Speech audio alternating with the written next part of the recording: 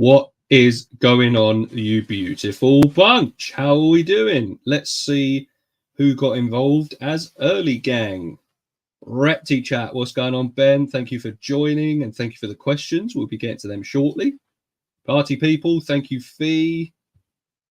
Jay, yeah, boy. If Paul is here, he's probably already left. Sorry. How's everyone? We're all good. Tired, I feel that. Dan, what's going on, Dan? Pleasure to have you, as always. 4-day weekend, yeah. UK Exotics, hi. I'm new to the channel. Appreciate you. Thank you for joining. And to be fair, you've joined with a good one, because this one, I've got high hopes for this one. This one's going to be good. You'll find out shortly why I'm here, but we'll just have to chat.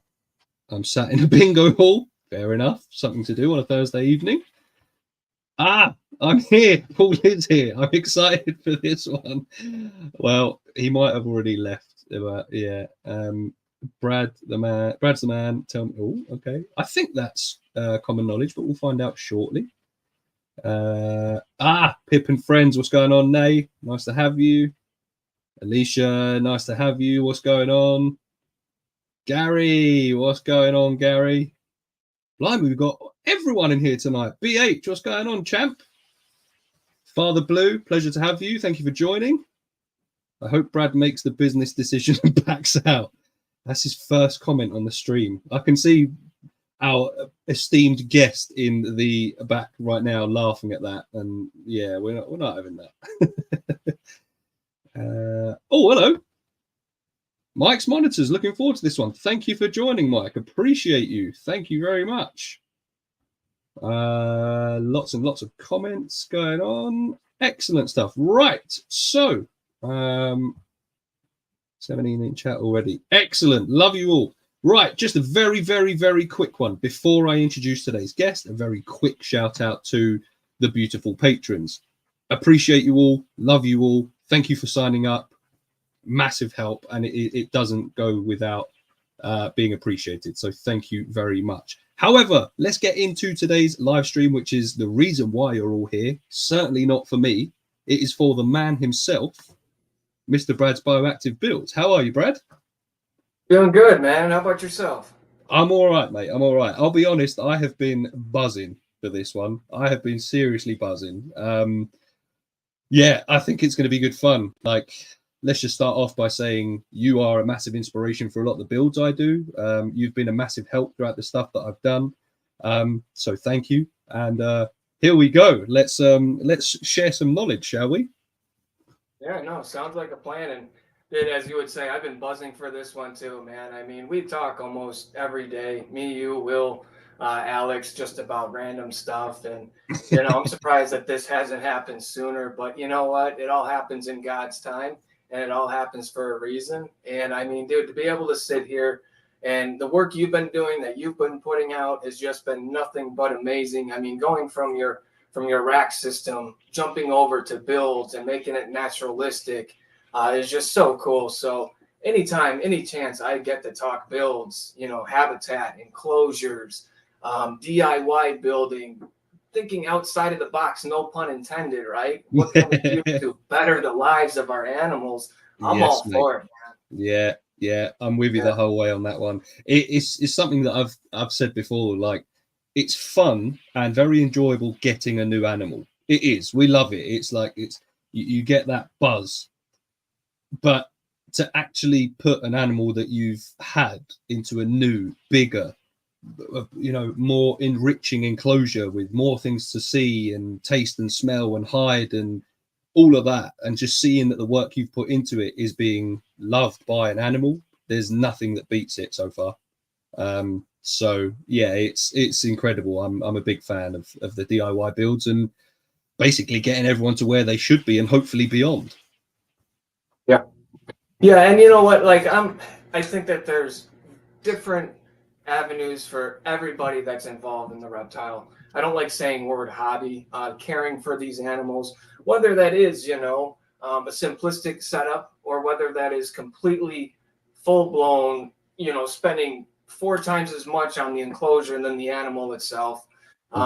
I really think it comes down to dialing in the animal and working with them, and then also trying to show everybody what naturalistic keeping can do for yourself and for your animal, right? Because Mhm. I know when I build, of course, my priority number one is going for the animal and to better enrich their lives. But I also get so much enjoyment out of it, just sitting in the reptile room when it's not a mess, when I'm in the middle of building. Yeah.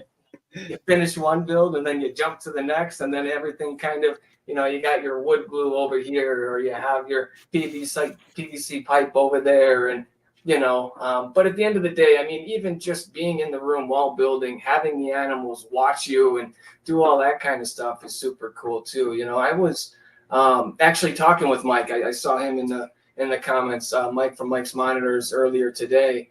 And I mean, we were just talking about how cool it is just to be able to sit there and look at what you created, see your animals enjoying it, moving around in a more naturalistic way, displaying their natural behaviors, while being in your care. I mean, there's nothing short of amazing when it comes to that. Yeah. It's a sense of pride you get because it's like you've made, like, you are the creator of their world as such. And if you create something that you can see they're utilizing, they're enjoying, and it's as close to naturalistic as you can get it, if that's what you're after, there's not a lot like it. Like I say, like the recent milk snake enclosure that I did the DIY background. I've put in, well, I've just packed it full of climbing opportunities, plants, obviously the logs and the sticks and things like that. And the way she climbs through it and like the vines and things like that, I could sit here all day. Do you know what I mean? I could sit here all day and watch this, and it just gets better and better with every single new build. Which, by the way, for those of you that don't know, if you didn't know already, Reptile Room 2.0 is on the way. We are expanding. We are making things bigger, better. We're sorting out the current animals first. All right.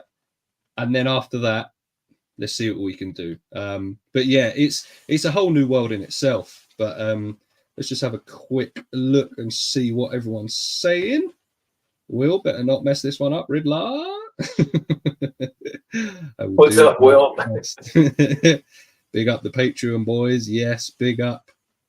Oh, that's quite nice. Brad has a Serpa vibe, but cooler animals. Yeah, I feel that. Thanks, Paul. But to be fair, man, Serpent Design is amazing at what he does. I mean, Yeah. he throws down hard on the daily.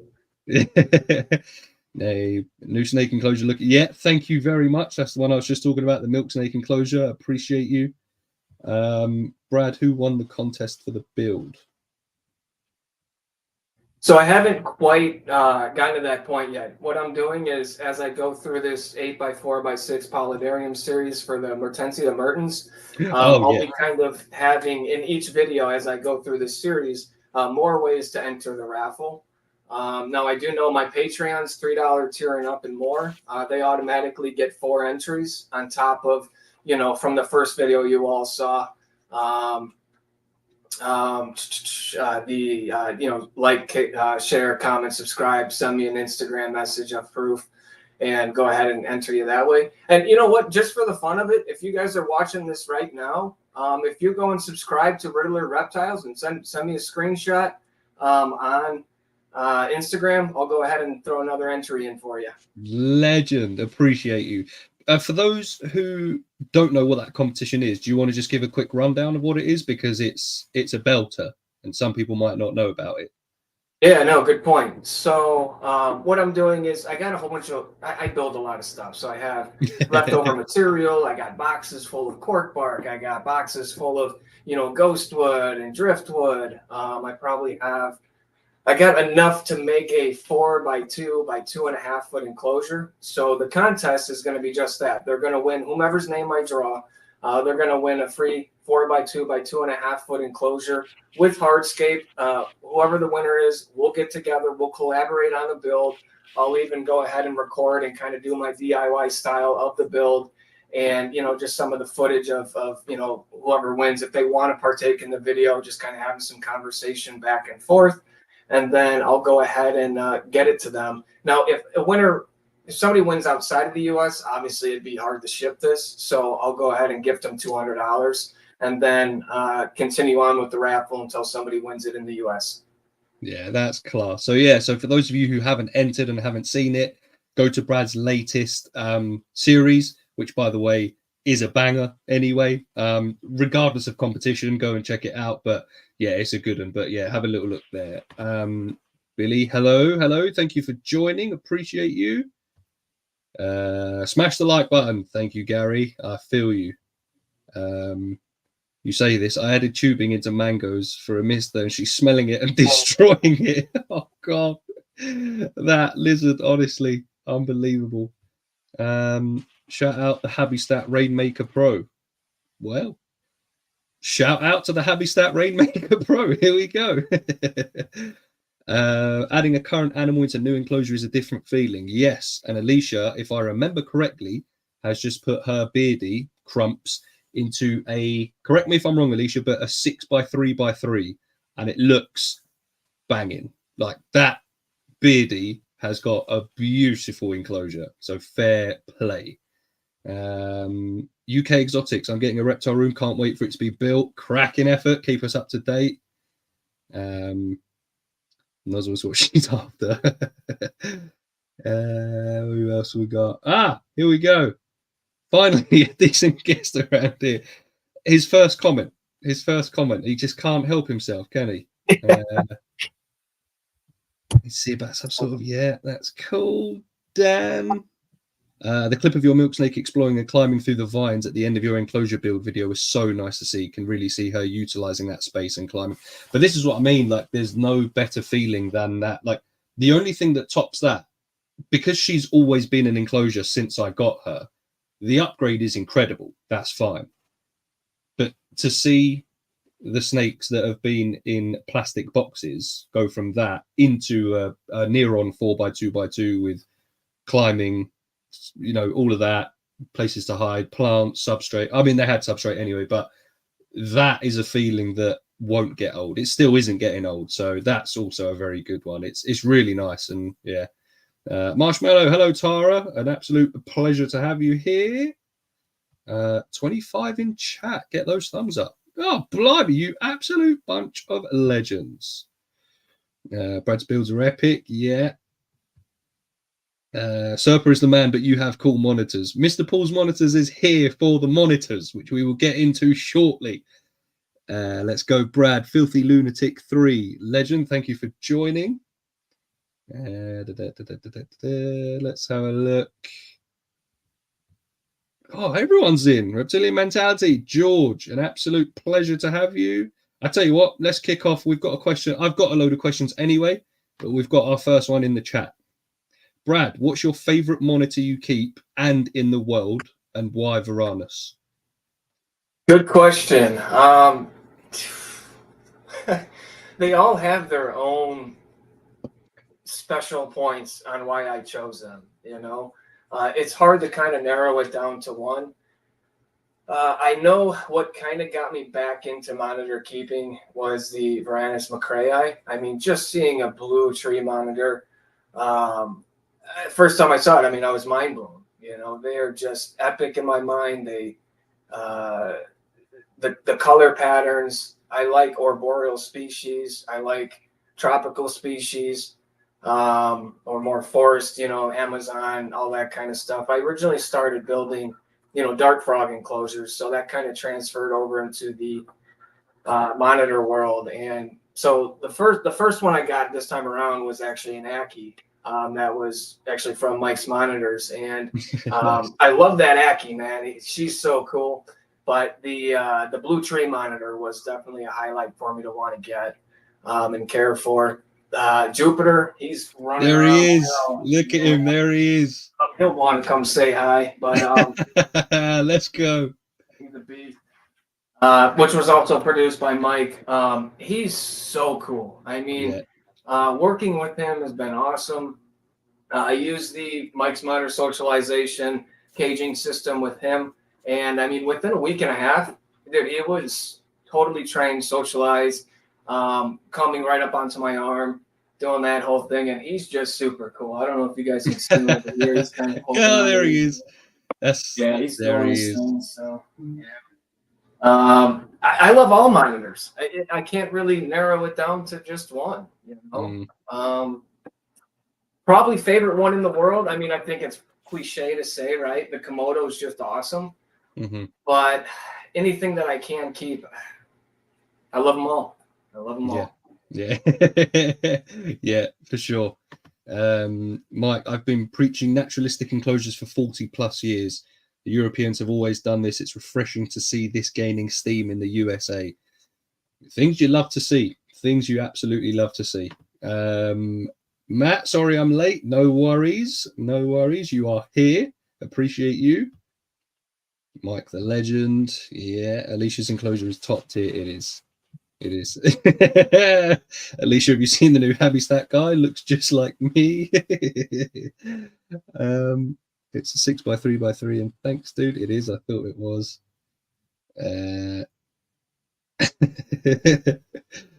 Damn, it's going off. Dan agrees with you. Blue Tree top tier. There's no bias there, but it is what it is. Jupiter rules. Yeah, he does. Friendly baby. And what an angel. Excellent. Right. So I'm going to start reading some questions that were sent in to us. But everyone in the chat, if you've got questions that you want to ask that I might not have, feel free to chime in the comments, because we will be keeping an eye on them. But first things first, and this one is, in actual fact, we got this a couple of times from a couple of people, but if you had unlimited space and money, what animal would you build an enclosure for? So I'll let you take this one away if you want, Brad. I'd have a zoo. It might take a while to do with my two bare hands, but I definitely have a zoo. I'd like to get a lace monitor. They're cool. Almost grabbed one at Tinley a few weeks ago. But yeah, you did. Yeah, you guys were drilling it too, man. I almost turned around in the middle of a U-turn on the highway there to pick them up. But yeah, that'd be cool. But right now, I'm glad I didn't. I mean, I'm in the middle of doing this paludarium here. Andrew, I'm actually working on a smaller paludarium for a mystery species at this time. Not really kind of getting into details there. So going with that. But yeah, I mean, definitely a lace. I mean, a Parency would be cool, but good luck getting one, Yeah.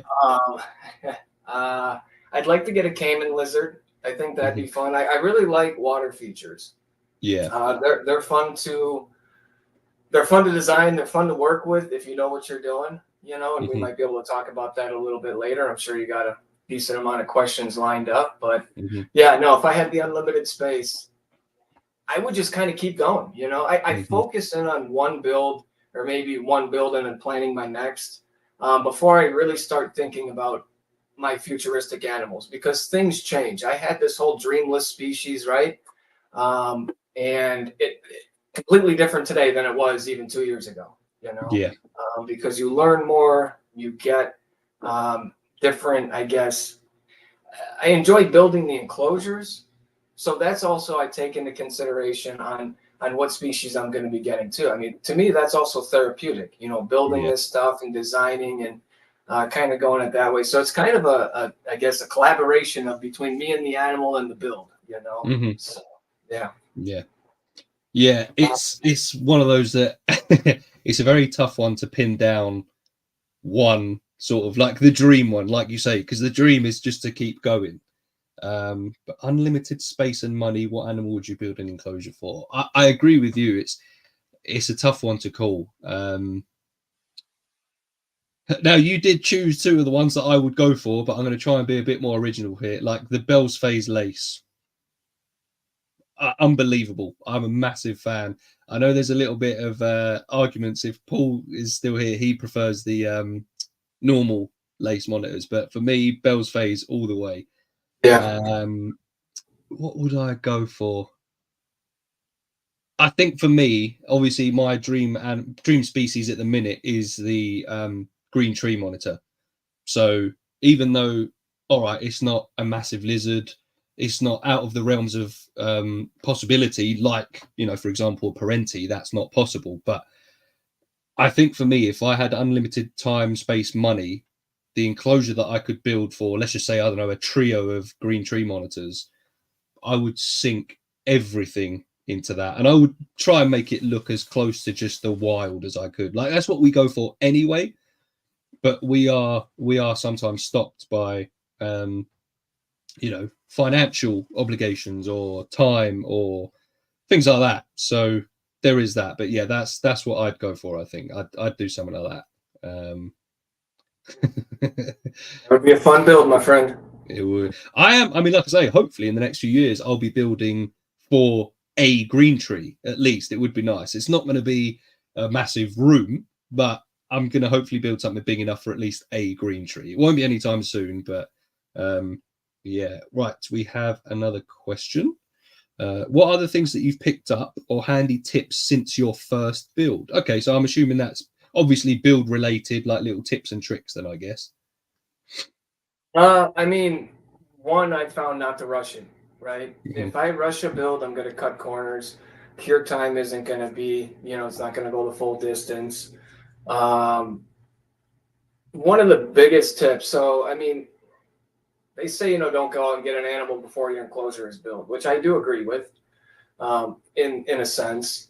But I also have an enclosure ready to go for that animal, so I can watch it and study it and see what its behaviors are. Now we know a tree monitor is going to climb. We know, you know, some animals are going to burrow. We know some animals are going to do a little bit of everything.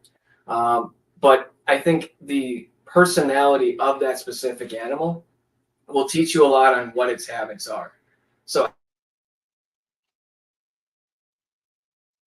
or spray foam, whatever it is, I'm kind of watching an animal to see where he's hanging out in that temporary enclosure to get an idea for his pattern, so I can try and customize its forever home, right, to the animal itself.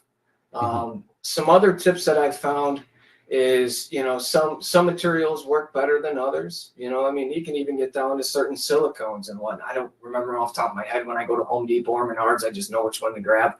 But some of them stick better to glass. Some of them stick better to PVC. Some of them don't stick well at all. You know, just as long as it's 100% silicone, you know, you're good to go. Animal safe. I see a lot of people when they're using great stuff, they don't peel off the outer skin, that shiny surface. And what that does is over time, that's going to fail. Whether you're putting silicone and putting cocoa fiber substrate into it or putting dry lock or even grout over that, eventually it's going to fail because it has nothing to attach to, adhere to, bond to well. So that's a big thing. Now it's a pain in the butt pulling all that off, 100%.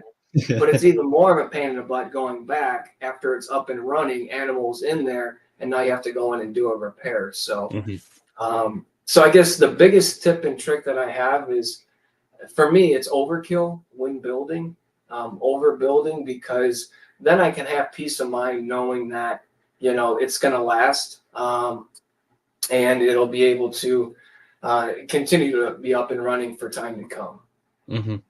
Yeah. Yeah, definitely. I'm with you on the patience thing. It's something I struggle with a lot. Like, once I get started on a project, no matter how big it is, it's almost like in my head I'm like, I can get this done today, and I don't know why. I don't have to. Do you know what I mean? So it's something I've had to teach myself, which is, you don't have to get this done in one go. Just take your time, get it done, like bit by bit. And if you need to carry on tomorrow, or, you know, in a few days' time, carry on then. And so far, the ones that I've done that for, so for example, my latest build, it's worked out better, you know, because I probably could have finished that background in 2 days. It took me over a week because I just, you know, picked at it, did a little bit here and there. But the good thing with that is taking your time is, for example, there was one point I think I was driving either to or from work. And all I think about at the minute is my builds, my animals, my, you know, the content I'm trying to create. It's pretty much, it just lives rent free in my head.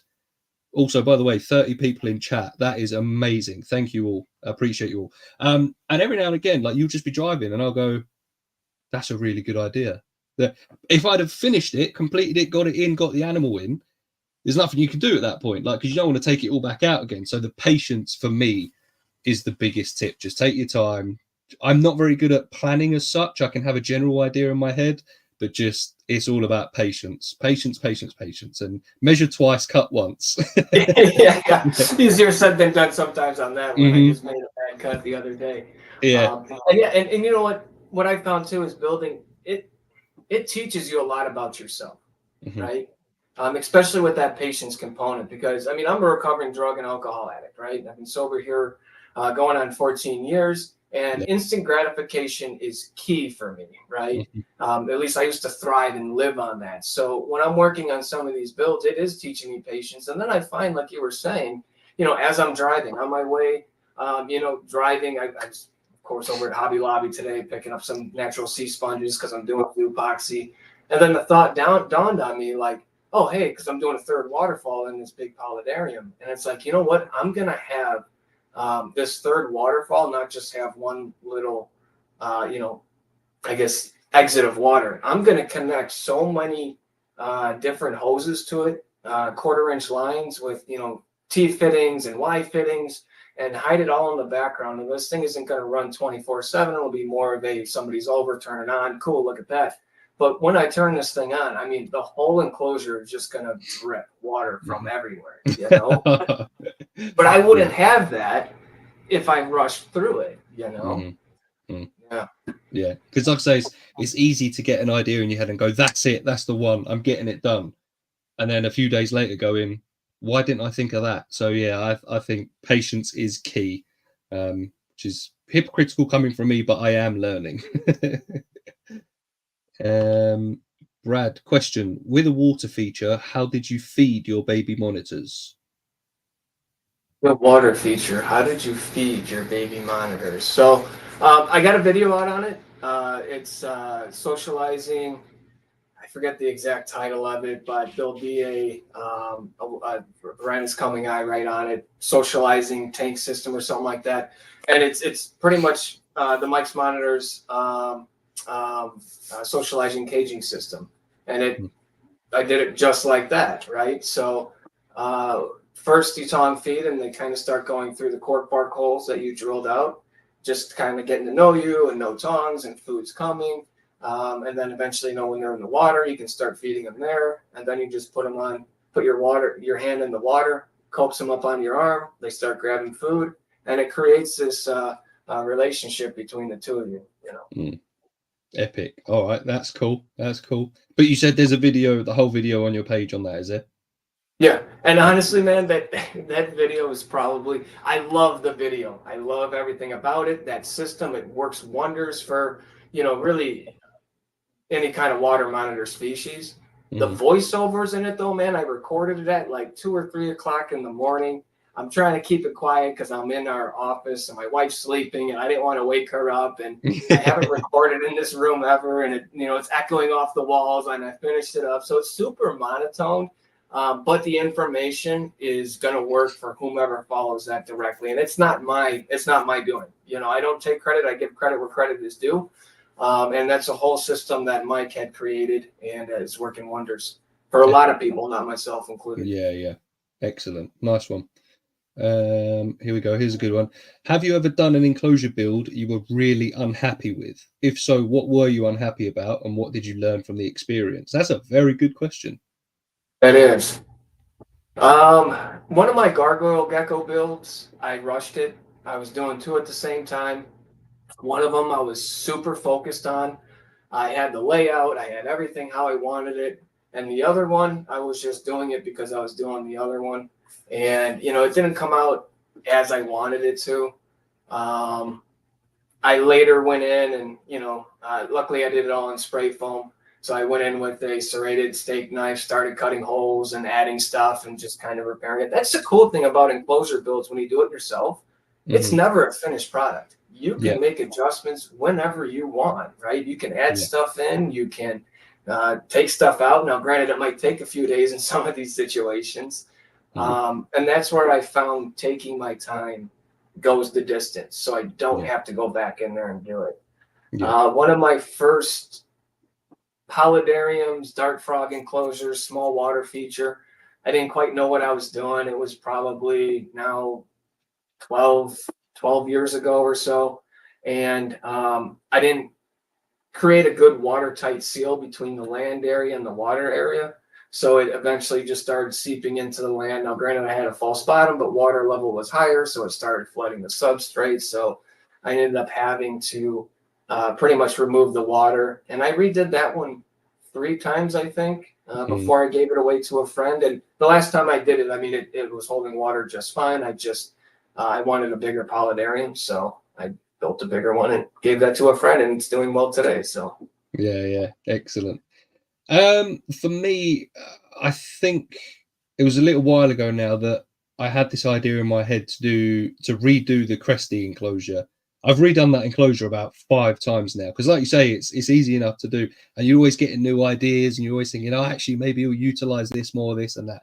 But the first time I ever got, I guess, brave enough to try and do my own background with foam and all of that, I remember the idea came into my head, and I just finished doing something else. I don't know what it was. And I stood there and I was thinking, right, I can either sit and chill for the day, or I can go out, buy what I need to start, a DIY background for the Cresty, and I can do that.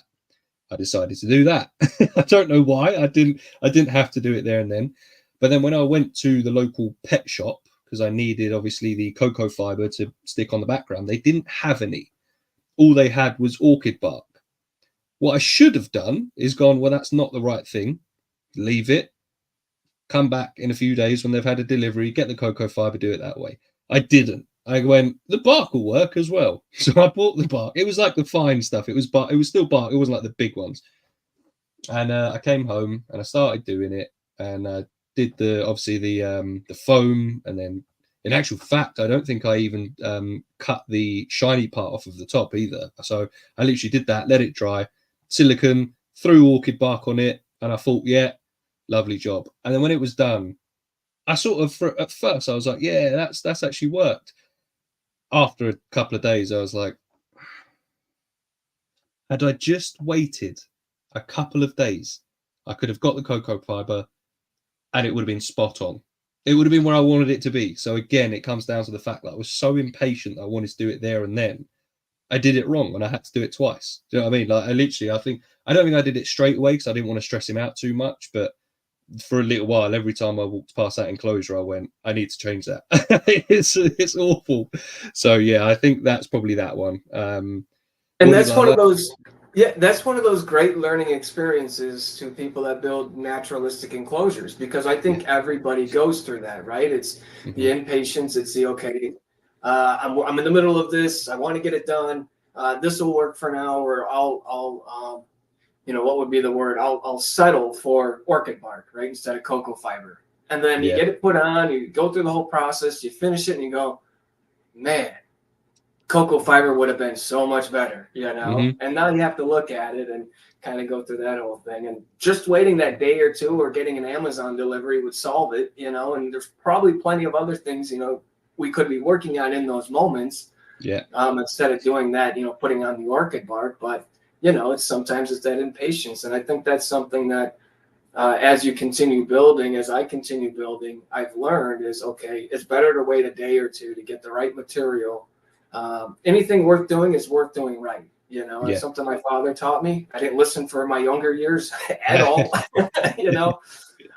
but I see that and hold that true today, especially when it comes to enclosure builds, because I mean, you don't want stuff to go wrong once it's up and running. It could put added stress on the animal if you need to pull it out, rehouse it for a little bit, and kind of go through that whole process. So yeah.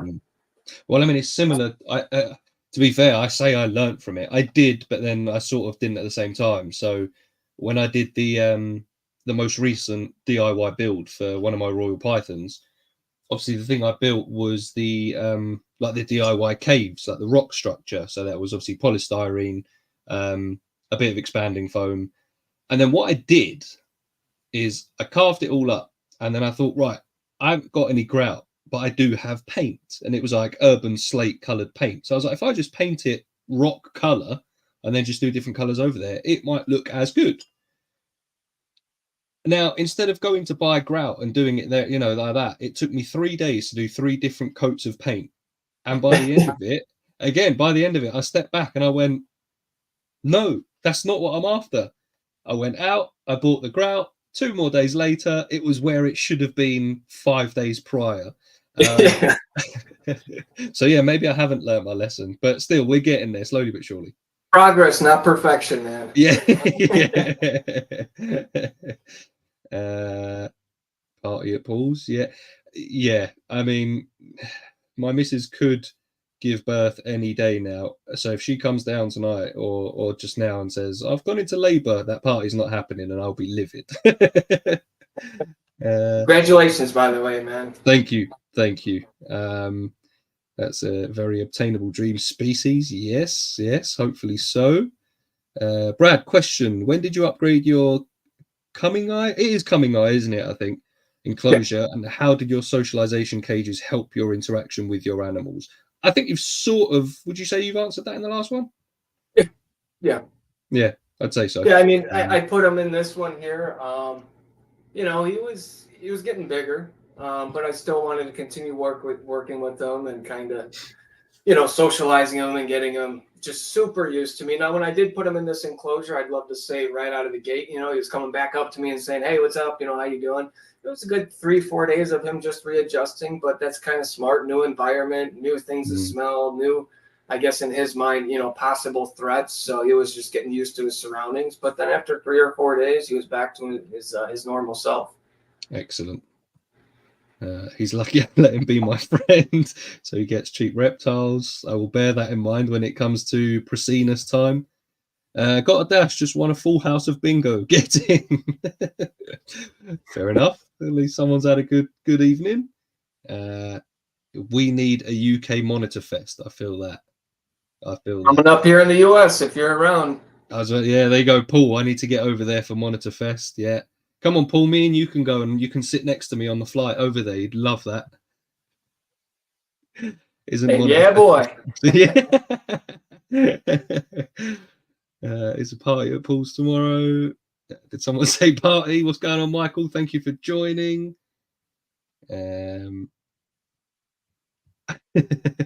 Planning is overrated. No, just kidding. But having a general sense of direction is the way. Yeah, that's one thing I will give myself. I always got a general idea.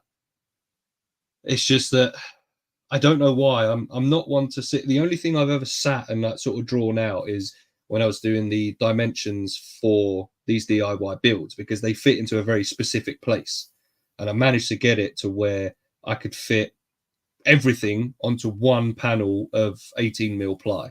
So that's pretty much the only thing that I'll sort of measure. And then after that, I'm just like, I know what I want to do. I'll get started and hopefully it works out. Oh, sorry, Matt. Jesus, for me, it was measure 100 times, cut once. Thanks, though, guys. Patience is a virtue, which I still have to learn with enclosures. Yeah, I'm with you. I'm with you the whole way. And I will say with that, I mean, certain parts I definitely measure a few times, especially like, you know, this one here. After I put all the work into it, put all the zoopoxy up, got the hardscape done, and then it's like, okay, now it's time to cut lights because I plan it to where, okay, I want my basking ledges here, but I want to make sure I dial it in right. When I'm cutting those lights, I am going back and forth, making sure it's dead on because I mean, you go 2-3 inches over, that's going to make the world of a difference. So, yeah, I mean, there's some things you really gotta keen in on. Yeah, definitely. Mr. Scandinavian Goannas, just checking in. Appreciate you, mate. Thank you for joining. I was feeding Betty. What did I miss? Someone say party. Yeah, party at Paul's house tomorrow. Question: if you could meet any creator, who would it be? Good question. There's a few of them out there. It's hard to narrow it down. I think that there's different creators for different reasons. I think just to check out if I'm looking for like outdoor stuff, it'd be Camp Kennan all day. I think he has a huge variety of things going on. I love the, you know, Slinky's Enclosure is just massive, super cool to see.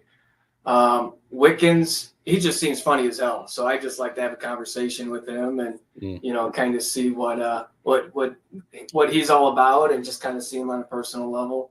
Serpa Design would be a cool one to sit down and talk with, bounce ideas around. I like the way that his mind operates and thinks. He's pushing the envelope in a lot of areas, coming up with just kind of things people don't think of, which is super cool, and that's what I like to see. Yeah. That's what I like to try and do myself. Is think outside of the box, think of more, not always cheaper, but I like going cheaper, like money wise, but easier ways to do things that's going to last. Well, I mean, Alex and Will, they're coming over to my place before Monitor Fest, so I'll be meeting them. We're trying to get you and Paul over here, so maybe next year we'll get that Maybe. going. Maybe. Yeah, I've met Mike a few times. Well, talked to him frequently, met him, hang out with him, so that's cool. He was a guy when I saw his Mertens enclosure. It's kind of how I'm doing a replica here with this paludarium. That was one of the things that made me want to get it. So I always, like I was saying, I've always done the dart frogs, naturalistic. When it came to monitor species, I didn't see naturalistic style enclosures, right? So I kind of checked that one off the box of not happening. And then after seeing some of his videos and being over in his, his facility, right? Just seeing the possibilities on how you can do naturalistic with varanids really inspired me in a lot of areas to kind of go in that direction. Some other content creators, I mean, there's a whole bunch of them out there. I think the cool thing about it is, everybody is trying to put out the good ones, right? Put out good information. So it takes a community to raise an animal, in my mind, right? Between care, between knowledge, between enclosures, between in builds, between lighting, between knowing people, between purchasing, between going through the right breeders. It takes a community to help out an individual. So with that, all these content creators are doing their part to aid in the success of the new hobbyist, the intermediate hobbyist, and the advanced hobbyist. I think open-mindedness, willingness, and the honesty aspect is huge when it comes to working with these animals and staying teachable, right? Not getting set in the ways. And I think a lot of the content creators out there are able to do that. Yeah, for sure. I know what Alex is getting at, and I'm not going to give him the satisfaction, but let's just go with the question anyway. That's I agree. There's plenty, inspirational ones out there that are quite good. Like you've got your big ones. Like the first one that came to my mind was Reptiliatus. I think he would be really cool to just sit and have a chat with, and especially to see his stuff in person as well. Like he's got some incredible enclosures. But more to be fair, the ones that more came to mind were ones that almost, like you say, similar to yourself, to Alex, to Will. It's more like the ones that I speak to have a higher chance of meeting. So obviously, there's quite a few people in this chat that I haven't met, for example, that I'd love to meet in person. I've met Nate, I've met George. For example, there's a few. I've joined. I was very kindly invited to join Team Educate Don't Berate, which I haven't done a post on yet. But those guys, I haven't met a few of them yet. Like it's a great little team of people who are basically trying to help the reptile hobby and the keepers, so that there's a safe space to go if you've got a question you want to ask without being judged. You can show your enclosure. You can say, "What am I doing wrong?" And you can get help without feeling like you're going to get dragged through the mud. But there's a few of them there, for example. I'd love to meet them in person. And like I say, yourself, Alex, Will, it'd be nice to meet you guys as well, which is more likely next year. I tell you what, if we could do that next year, that would be sick. That would be so sick. So never say never. Gary, definitely want to meet Gary. I reckon he is just. I can just imagine Gary being just like very polite chaos in person, if that makes sense. You know what I mean? So yeah, I'm gonna stick with those. I've used orchid bark on a one-piece bathtub enclosure. Worked great for V similis. Nice. Okay, so it can work then. Maybe I just didn't do it. Maybe I just didn't do it properly, I guess. Well, like I say, I didn't cut the shiny parts off of the foam, so that probably had a lot to do with it. If you go, that will do. It's not good enough. Agreed. Couldn't agree more. I might get similis next year, Will. Nice. Nice.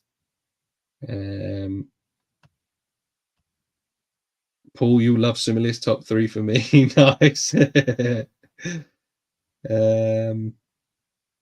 Oh, Natalia. Dang, I'm late. Don't know if this was answered already, but what is something you won't do again in a build? It's a good start. Thank you for Natalia. Thank you for joining. I appreciate you, and good start. Oh, geez. Not take my time. Is we kind of talked about that a little bit. Yeah. Why don't you shoot for that one, and I'll think about it while you're talking. What won't I do? I won't concentrate on aesthetics over what's the word for it? Necessity. I won't shoot for us because I've been very guilty in the past of spending 20-30 quid on plants, substrate, logs, instead of putting that towards a UVB unit or an LED. You know, if there is already a UVB, putting an LED in there instead, because even though that is partially aesthetics, it's better for the animal as well. So it's taken me a little bit of time, but I've had to come to the realization, and I'm happy to admit that it's something that you should know anyway. But for me, it was like that quick dopamine hit of, oh my god, that looks amazing with those beautiful plants in there, but then they die a week later. You know what I mean? And that animal still hasn't got UVB. So that's what I'd go with. Yeah, no, it makes sense. So I mean, with some of the builds that I've currently done, I guess I can talk on that because it might be more relatable if somebody has seen the video.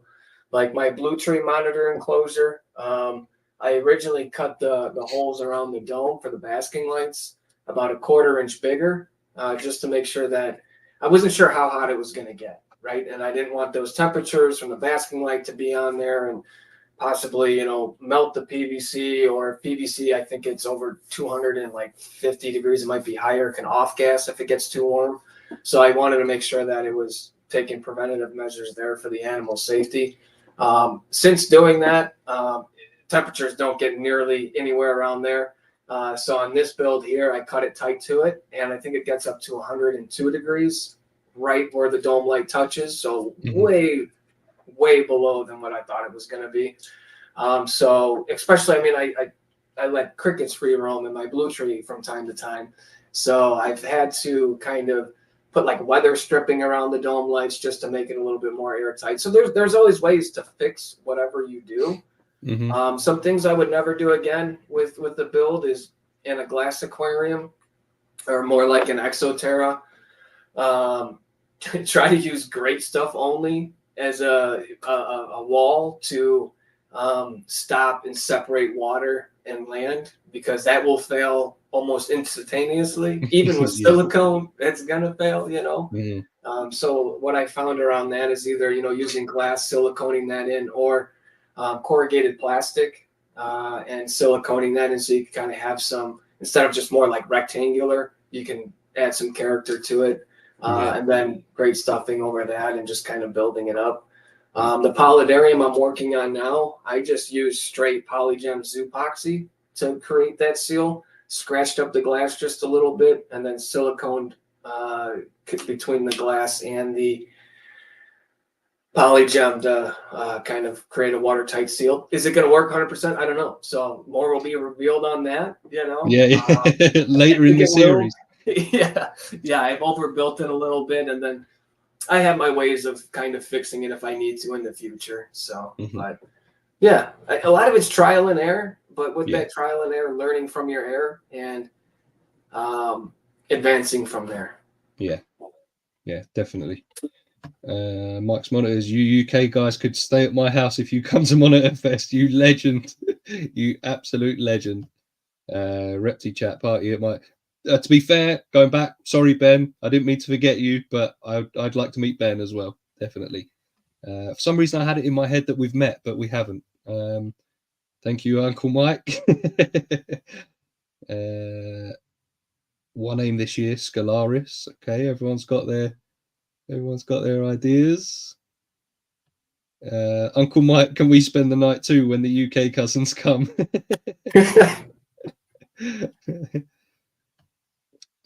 Monitor lizards scare me. I don't think I could deal with the responsibility. My beardy makes me crack up sometimes.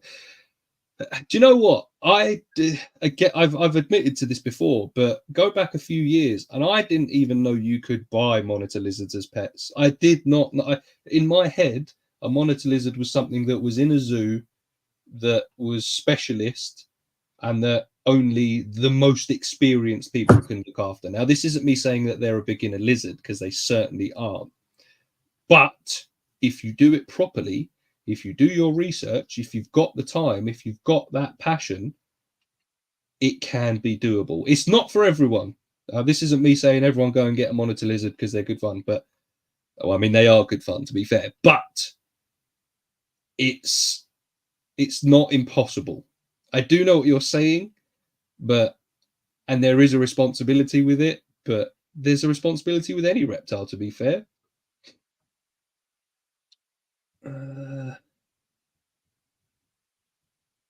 Let's have a look.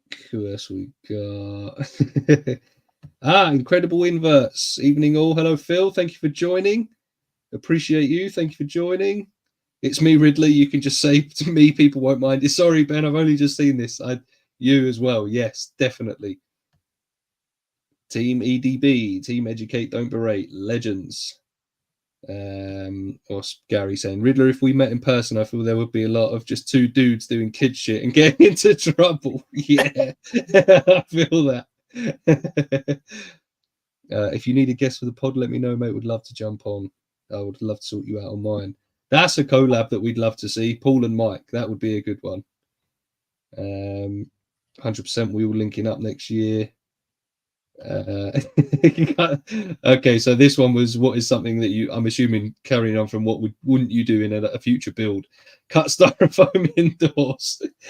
Yeah. The mess. Honestly, I'm not exaggerating that the video that I did of the background build recently, my missus literally did not watch, because I said to her, I was like, this video I make a mess, like in the whole house basically. So there's styrofoam. I cleaned it up. Obviously she didn't come home and it was a tip, and she was like, I can't do it. She was like, her OCD will not let her even see a video of the house getting styrofoam everywhere. So yeah, I could agree with that one, man, but sometimes you don't have an option. I mean, it's just like some of these enclosures, I'm not getting out of my door, dude, unless I cut them in half, But the polydarium I'm working on right now, the smaller one, definitely was, using the wire brush outside of that thing. Yeah. It's a pink blizzard, man. Yeah. Monarch Fest won't be the same without you. Riddler will Photoshop you into the group. Yeah, and you got to FaceTime me as well. That's very mature of you. Listen, it doesn't happen often, but it has been known to happen every now and again that I can be mature. Functionality and necessity is way more important than aesthetics. It's hard, but it's needed. Definitely. And it's something I've had to learn for sure. Ben, have you met Riddler? Functionality before aesthetics both can be achieved. Yeah, definitely. But for me, it was getting that balance of prioritizing first. So yeah. This is a good one. I haven't even started getting onto the ones that I've been sent. Any secrets to successful plant growth in enclosures? Now, I'm going to hijack this one first, but only because I'm going to shout you out as well, Brad. Before, like I say, I'd buy plants, I'd go, they look cool, didn't really do any research what they were, think they look nice, plant them, try and water them every now and again. Dead. That's it. That's it. Now, I was getting fed up of spending money on plants that weren't surviving. I wanted to sort of figure out how to do things maybe a little bit better. I saw your video of the background that you did that had the ventilation and ducting system in it to keep the airflow moving, stops air stagnating, and all of that. So the first time I ever tried that was in my Tokay enclosure. That enclosure is September, is nearly 9 months old. And apart from the bromeliad, which I have been told they're quite susceptible to dying regardless of how well you keep them, the rest of the plants are thriving. They are growing. They are, they are still, they're doing really, really well. Now, is it because it's a bit more of a humid enclosure? Maybe. But I think it's because I've got the right plants for the right enclosure, and it's got that air movement in there as well. The LED helps, but I've had LEDs on other lights that they've just died. But for me, if you can utilize, it doesn't have to be a ducting system, I don't think, because again, you've done similar before where you've just got little fans in there just to move the air. I think that is a game changer for me, which is why I've done it in the milk snake enclosure as well. I think it really is a game changer. Yeah, no, 100%. And the airflow I found will only better the plant. I never thought I'd be a plant guy, and I'm really still not. I mean, Yeah. people ask me plant questions all the times, and I just sometimes throw them in there, and if it works, it works. If it doesn't, it doesn't. But I have found like one to get. Alex just did a pretty cool video on fungus gnats. Not going off topic, I'll circle back here in a second. But even starting with the plant, that's one of the biggest complaints I get. Hey, I put all these plants in my enclosure and I got all these fungus gnats. And it's like, well, they have those mosquito bits. They have, and did you get rid of all the old substrate? The plants that before I put them into enclosure, I'll keep them out of I'll purchase them. And then for about 3 weeks, I'll dry them out a little bit to make sure that if there's any fungus gnat, eggs in there, they die off, or any larvae. And then I'll go ahead and, knock off all the substrate, put them in. And then the humid environment definitely does help. But my arid setups, it's all about the plant choice. If I'm trying to put tropical plants in an arid setup, they're not going to do well. But if I get some aloe or some snake plants, pothos is always a go-to in those. I mean, some of my pothos leaves are, this big in my arid setup. That helps. And then, the movement of air, that helps, plants breathe so much. And then the lighting is pretty key too. If the lighting isn't right, the plants aren't going to get the food that they need from that. I've also found regular dirt works, but if you've seen some of my builds, I sometimes my wife probably kill me, but she's super supportive of what I do. She loves it. But sometimes, my bigger enclosures, I'll spend like my blue tree is probably like $250 between getting charcoal, horticultural charcoal. I can never say that one. I even put aqua soil in there, regular dirt. I put cocoa fiber, sphagnum moss, all different types of stuff just to kind of create a more rich environment for the plants. And a lot of people told me plants wouldn't last in a blue tree enclosure, and they are thriving for the most part. This one here, I've had to replace. I took out the monstera. I think it's important to gear your plants around the species. Anything, so like, more like a wood base over like a stem for a plant isn't going to do too well with monitor species in some situations, depending on plant placement, So I just put one in actually today. I don't know what it's called. I think it's some kind of umbrella plant. It's got more of a wood base. Will he dig it up? I don't know, but I'm so keened in on having real plants. I told myself I'll give it a year, and if he keeps destroying them, then I'm going fake plants. But he's only really destroyed 2 or 3 of them for the most part. So but I agree with you about the soil. That's something I've started. Well, I did a podcast with Baum, who's one of those. He's an enigma. He's around and he's not, like, he knows his stuff, but he's not got that much of an online presence. But he was telling me, like you say, like the the topsoil, the play sand, charcoal, sphagnum moss, things like that. And he even said, he was like, some people hate it, but a good thing to get the bacteria kick-started is a couple of cups of dirt from the garden, or just somewhere that's got a rich soil and things like that, because it helps the bacteria like establish and things like that. And so far, the plants that I've got in enclosures with that mix of soil, so far so good. So I guess that one can be a little bit riskier, because adding obviously the dirt from outside can introduce things that you don't want, but depends what you're after, I guess. Sure. Yeah. And speaking of soil too, deeper substrate's going to help. Yeah, One, it'll help with humidity, but then also it's going to help with those plants. It'll help them root harder. It'll help them kind of expand a little bit more, and it'll be harder for them to kind of fall over, depending on the species. Dart frogs, you're good, right? yeah, Monitors, you need something that's going to have, some kind of anchor there. yeah, definitely. Hey guys, just now catching this. Thank you, Amy. Thank you for Hey, joining. what's up, Hope you're Amy? well. What's going on? Riddler's pronouns ADHD. I don't know which part that's referring to, but yeah, probably. There we go, Monitor Fest. Man didn't even know we could keep them. Will, Alex, this is what you're standing up for. God damn it. Let's not get into the Tuatara. I can't defend this any longer.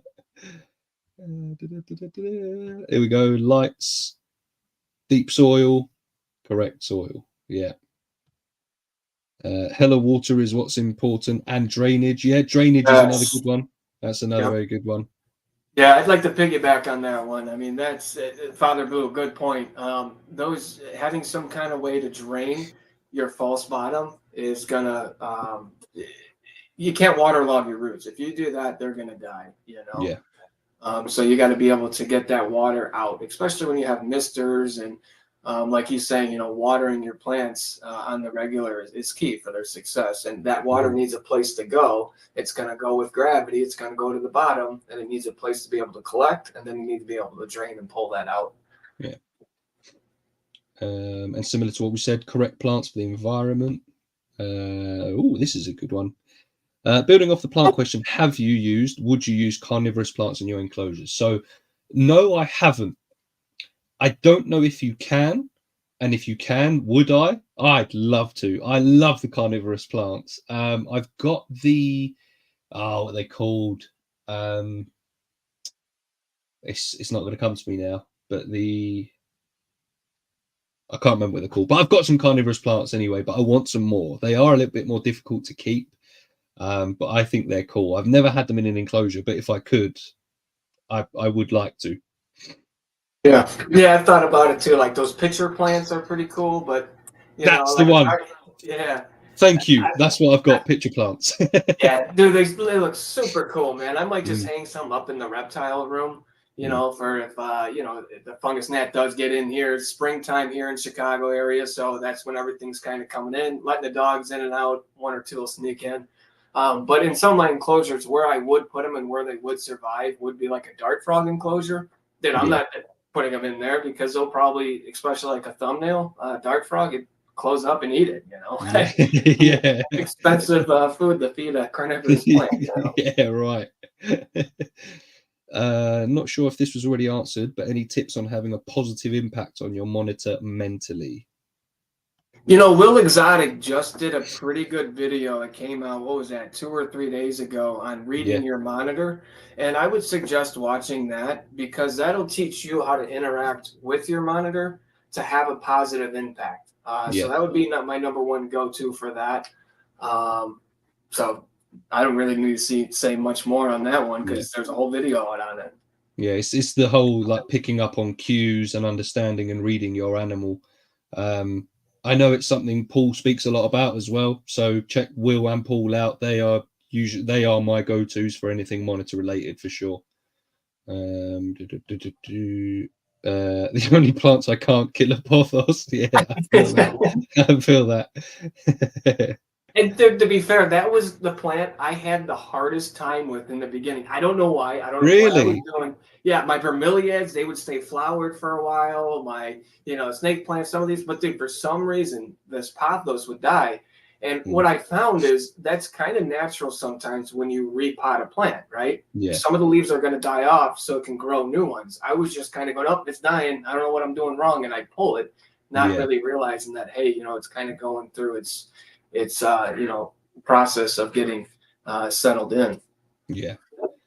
Yes, good to know, as I have some PC fans. Yeah, perfect. That's what I picked up from you. That's what I've gone for. I think they're 40 mil fans that I've gone for, the smaller ones, but the enclosures are a little bit smaller anyway.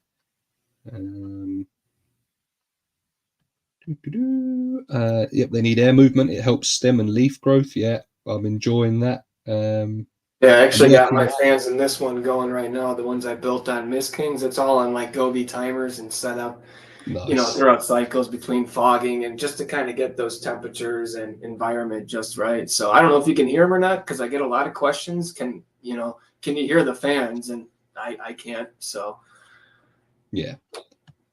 Oh, grass looks insane in enclosures too. Yeah, I planted some grass seeds in the milk snake enclosure, and I've had some sprout, and I'm hoping more sprout as well, because it adds a really cool little dimension and element to the enclosure. So I'm hoping that kicks off a little bit better. But obviously, you've got the humidity in there, the air movement. It's got the jungle dawn in there, so I'm hoping the grass kicks off. I think that would be really cool. let me know how that goes, man. One of my Patreons, Dan S, he's been trying to get me to put grass seed in some of these enclosures for a while, and I just haven't, pulled the trigger yet. But let me know how that goes. I'm super interested. Yeah, I will. I'd like Definitely. Yeah. What are your thoughts on letting plants grow into the enclosure and fill out over time versus fully planting enclosure from the start? This is where patience comes into it again. Do you know what? I had a similar problem when it came to having a marine fish tank and wanting corals, because in my head, let's just go with this coral idea. I had a full reef set up in my head. But if I wanted to do that straight away, it would cost you thousands and thousands, because the frags alone, some of them can be £100 a piece, if not more. So you start with that, and you've got this bare rock and just these little frags, but you have to do it to the point where they grow and fill out. And it's similar to the plants. You can get a pothos that's this big, but you know that it's going to grow. You can get, a begonia that I've got up there. You've got grasses, snake plants, and you can get them from smaller. But I think it's probably better to get from smaller, because you can help them survive, and you know that they're going to do well. Because if you spend 50 quid on a plant that you don't know is going to survive in an enclosure, you whack it in there and it doesn't survive, it's 50 quid down the drain. Whereas if you get a smaller one and you can see it's maybe not doing well, you can maybe change something, it fills out, and you might even get a bit more of a sense of pride from it as well, because you've grown it.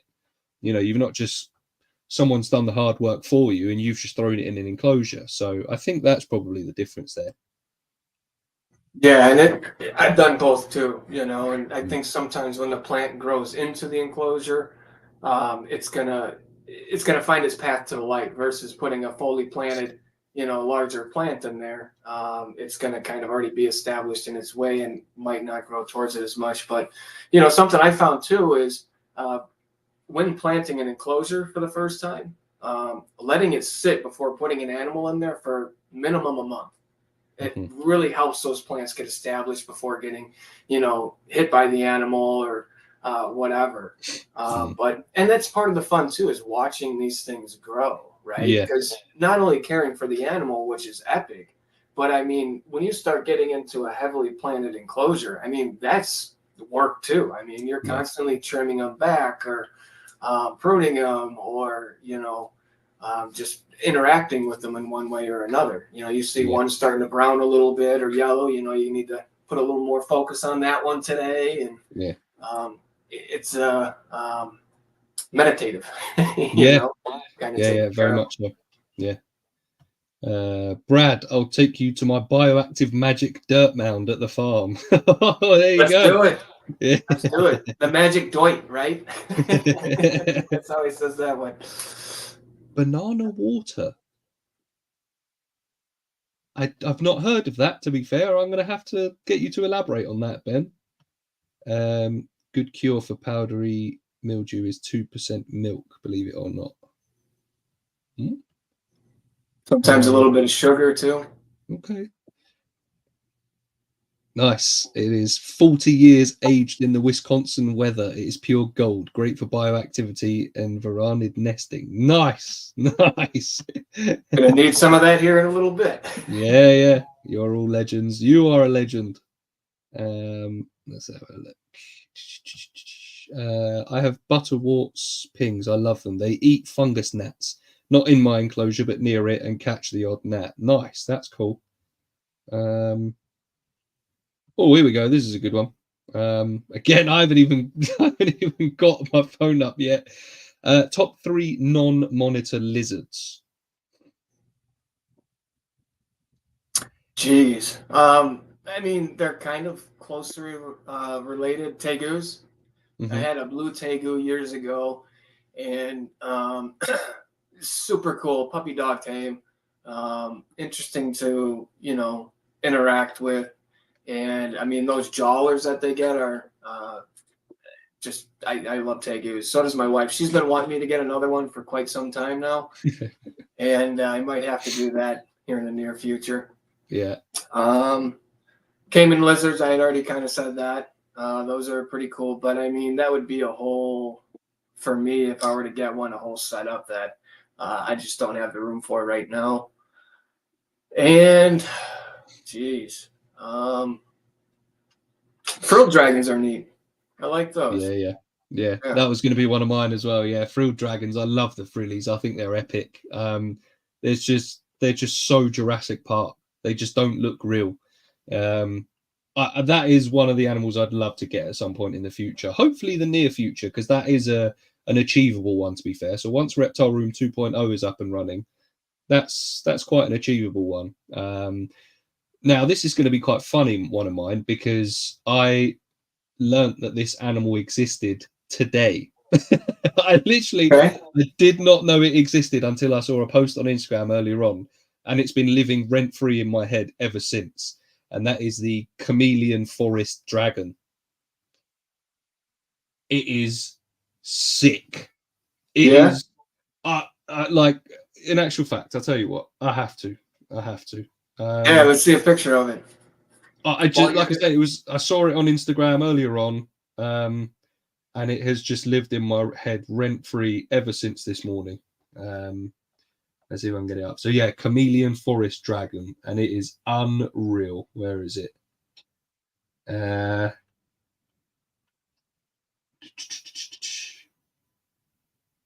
I do have a fourth one, as long as you're looking. Yeah, go on. Emerald tree skinks. I'd really like to get a trio of them. Yeah, but they're super cool. Yeah, that'd be a fun build too. Oh, neat, mate.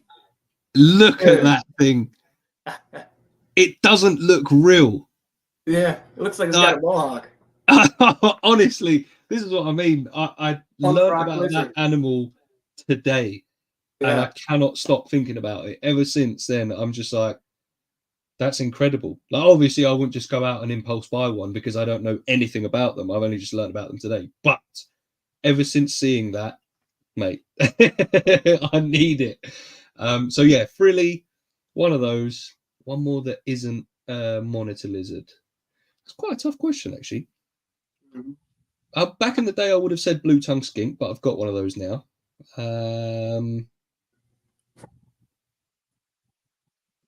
I do like the fire skinks. They're quite cool.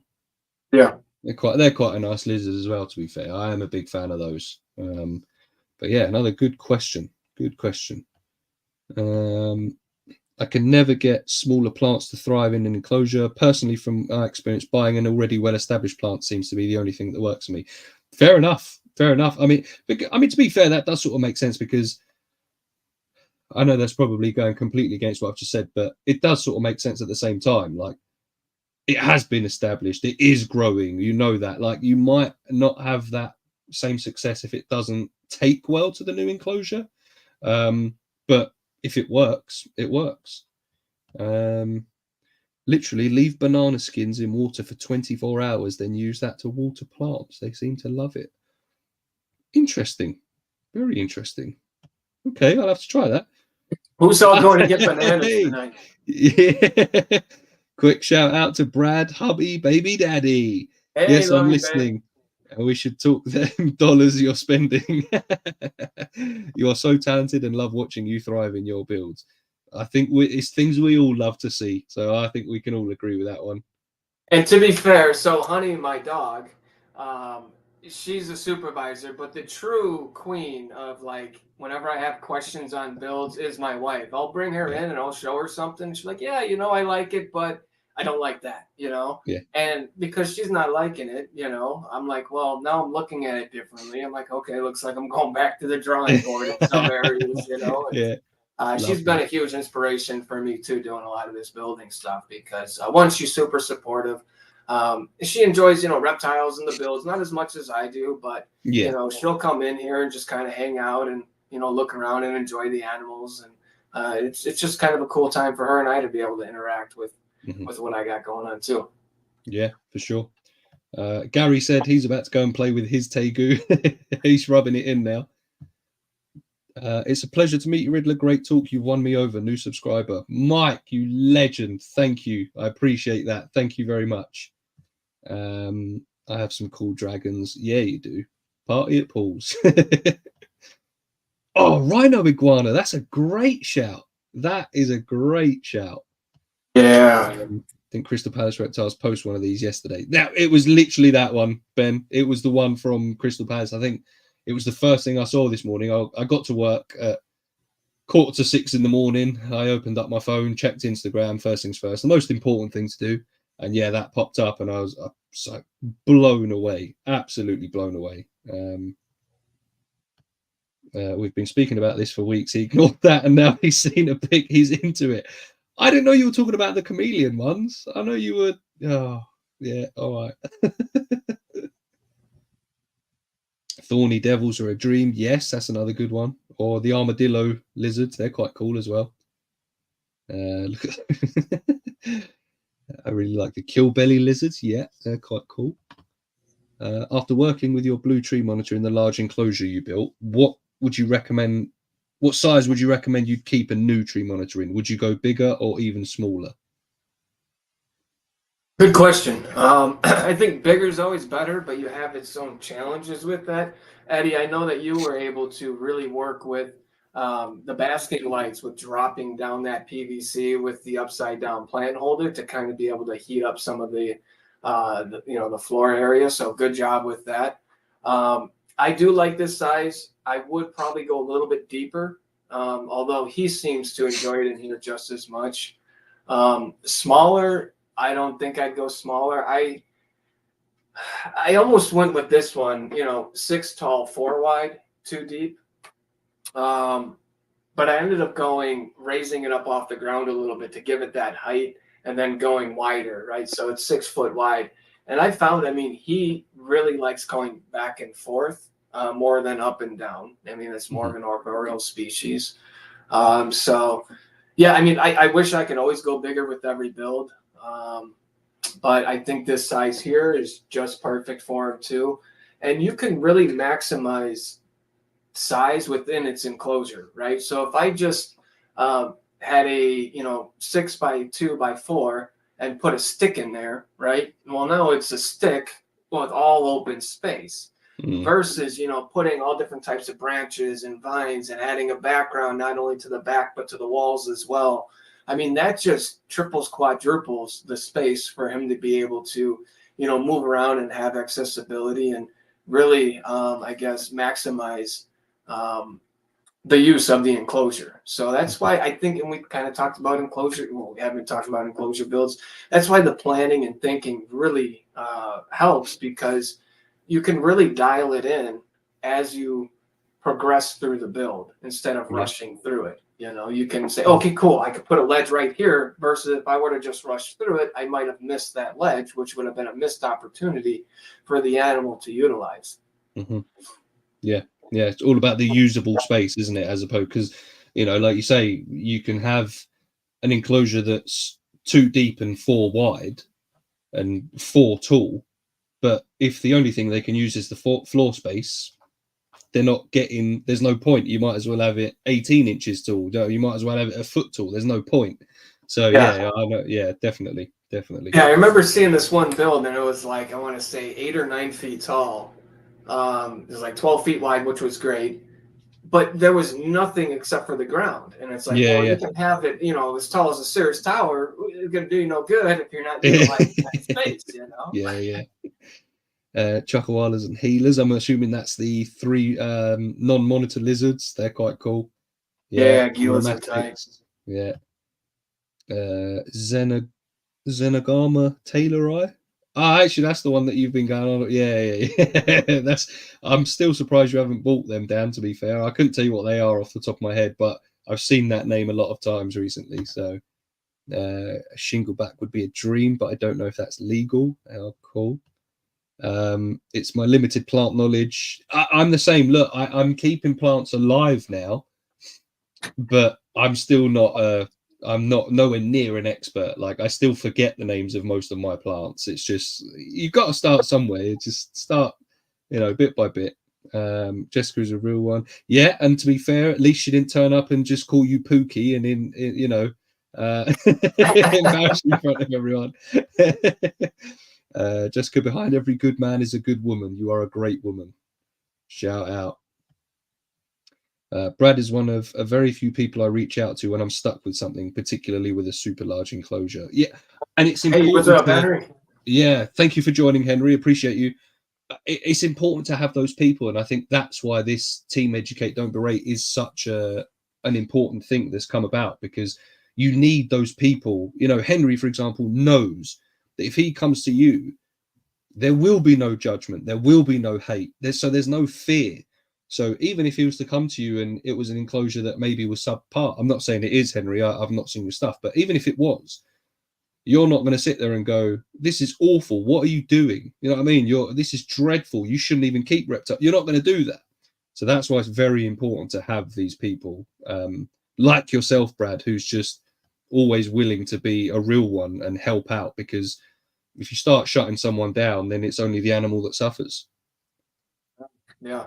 And you know what? A lot of those questions people ask me also helps me because it gives new ideas to me to be able to approach something differently. Or sometimes, I mean, Henry and I, we went back and forth just with a few different fans, few different draining systems. Even like while doing this one, he sent me some things that were I almost use in this enclosure, but because I have, a coming eye, he would have dug right through it. But another build, I might do something of what he sent me, but it gave me those ideas that I wouldn't have had if I would have shut somebody down or not answered or said this is BS. Why are you asking me this? Yeah.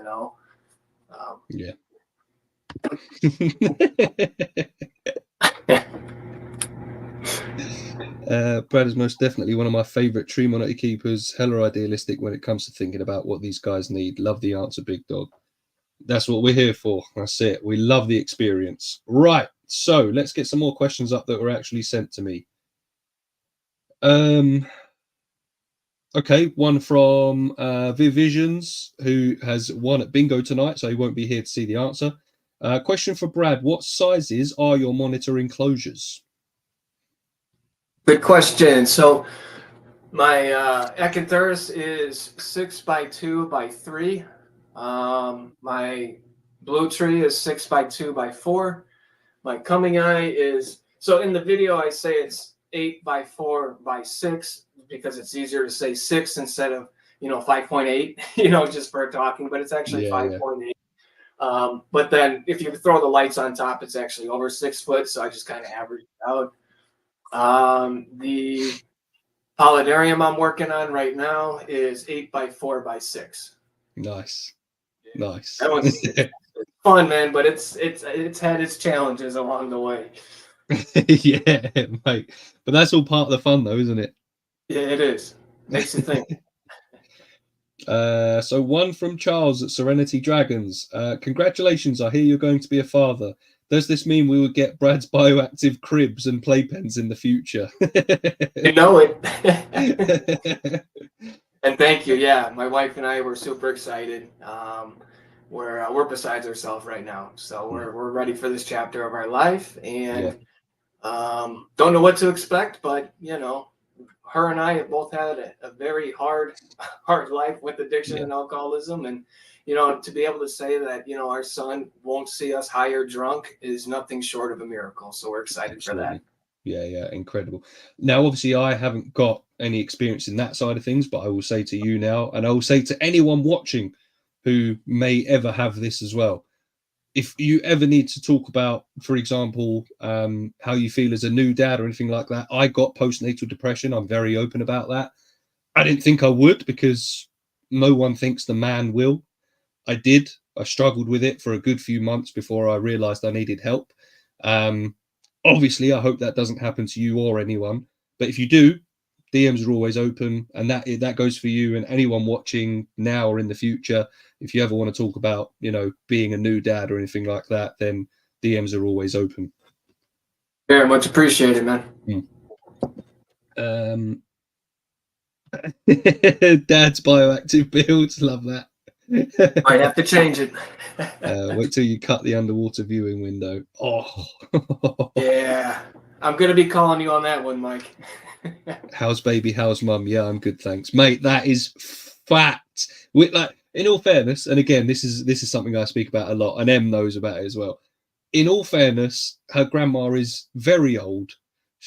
I'm pretty sure early stages dementia. So I'm not having a go, but it's just an example. Oh, look, you got a blue tree behind you. Excellent. Yeah. But we got a card from her when my boy Alex was born, and it said, "Dear M, hope you and Alex are okay. Sending lots of love, Grandma." And I was like, I didn't take it personally because, like I say, she's an old lady. Do you know what I mean? It's not. I'm not here saying, how dare she, but it was just proving the point that the dads do get overlooked quite often. It's getting better. I have noticed it's getting better, but a lot of the time, how are mum and baby, which is important because obviously mum's carried the baby. They go through a lot. Their bodies change. Baby obviously new to the world, but we go through. We do go through our own struggles with it as well. So yeah, if any current dads, future dads, anyone needs to reach out, then DMs are always open. I got 3 kids. They spend all your money. Get ready. Good luck for your new little one. Appreciate that. Brad, kids are easy. The key is not to overthink it, especially with number 1. You'll do fine. I have 3 and they are all great kids. But to be fair, Gary, it's probably because you're a great dad. So give yourself some credit. I became a monitor dad because I'm preparing to become a dad for a human. Well, same goes to you. If ever you need someone to talk to, you're welcome to message me. 8 children, come on, step it up. See, this is what I mean. I wasn't sure if I'd ever said this in the group before, but yeah, my son's name is Alex. Now I don't know if my son's nearly 2. I'm not sure how long me and Alex have known each other and have been talking for, but yeah, I don't know. But then in saying that, look, Brad, name your son Will. I had one and then the snip, but congrats, Brad, you got this. Just remember to still be a couple. Yeah. Very important. Very important. Luckily, myself and Em are aware that it's a bit more difficult now that she's pregnant. It's hard for us to go out and do stuff because she's struggling. But yeah, definitely make time for each other still as well. I'm getting a sniff soon. Blanks gang. Well, listen, I'll be honest. I'm going to join that gang at some point as well. I'm not having any more than 2. All right. So another one from Charles, Serenity Dragons. For both of us, where do you draw your inspiration from for your vibs? The natural habitat of the intended reptile, or zoo enclosures, or something completely different? Read it again. Oh, sorry, Ragnar. She's asleep right next to me, and I just woke her up by. Where do you draw your inspiration from for your vivariums? Natural habitats of the intended reptile, zoo enclosures, or something completely different? All of the above. Yeah. Yeah. Yeah. Like, I mean, Google's great for looking at natural range, getting some ideas there, and just playing with it. Some of it's just imagination. Other, I go to the zoos, not as much as I'd like to, but honestly, I feel like sometimes they can do better with some of their setups, you know, especially Mhm. when it comes to the reptiles. At least the zoos over here in Illinois, which Brookfield Zoo is a huge zoo. Not knocking them by any chance. Some of their enclosures are on point, but then some others are like, okay, there's like that big open space with a log, right, that we were talking about earlier. Yeah. Watch a couple of people, you know, on YouTube. Troy Goldberg, he does some amazing work. Serpent Design, he's been mentioned. Mike, he's in the chat. A couple other people. Reptiliatus has done some pretty neat things. Mike Taitula. And then also my wife and I, like, well, before, you know, I'm sure after we have our son, it's not going to be the same, but we've traveled the world. Yeah. And with that, you know, just taking in, you know, whether it's down in Mexico or over in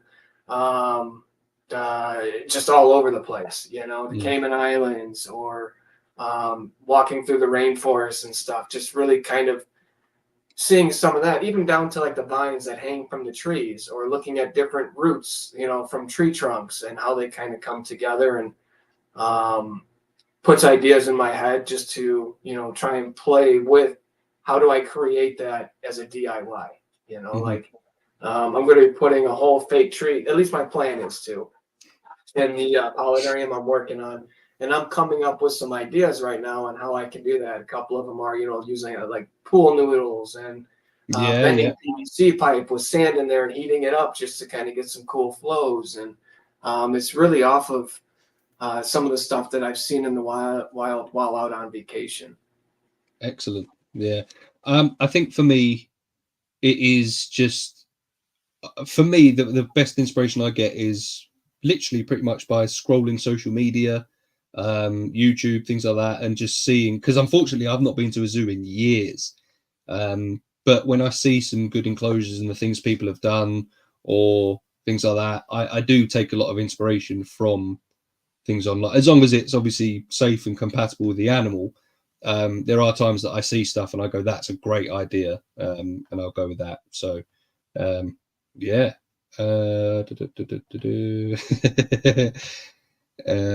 Will Brad is going to name his son. How do you pronounce your surname, by the way? I don't want to butcher it. Yeah, no problem. Gurky. Gurky. Okay, so Uncle Mike Gurky. Okay. Strictly animals for me. Yeah, fair enough. Look, don't ever let anyone pressure you. Like the amount of times, oh, are you gonna have kids? When are you gonna have kids? If your answer is never, stick to never. It's absolutely fine. There's nothing wrong with that. That boy gonna be a monitor enclosure building prodigy. Yeah. Only babies I want is more baby monitors. Yeah, I feel that, That's it. man. That is a good one. Yeah, yeah. Try working in a school. Stressful. I don't think I could. I genuinely don't think I could, to be fair. So more power to you. Riddler favorite Mexican species. This one's for Will. I don't know. um, where did someone say? Where is it? Most zoo enclosures depress me. Oh, there you go. Look, Gary said I have family in Dundee, Illinois. Oh, no kidding. That's not too far from here. Nice. Small world. I feel you. I worked in a school for 2 years and left after having a small breakdown. Yeah. Yeah. Ever since I saw Dav Kaufman video with Mike, I've been super judgmental on zoo enclosures.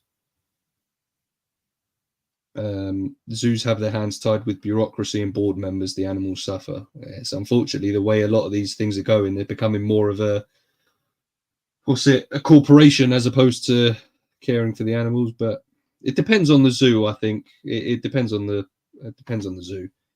How often do you have to redo backgrounds? That's a good one.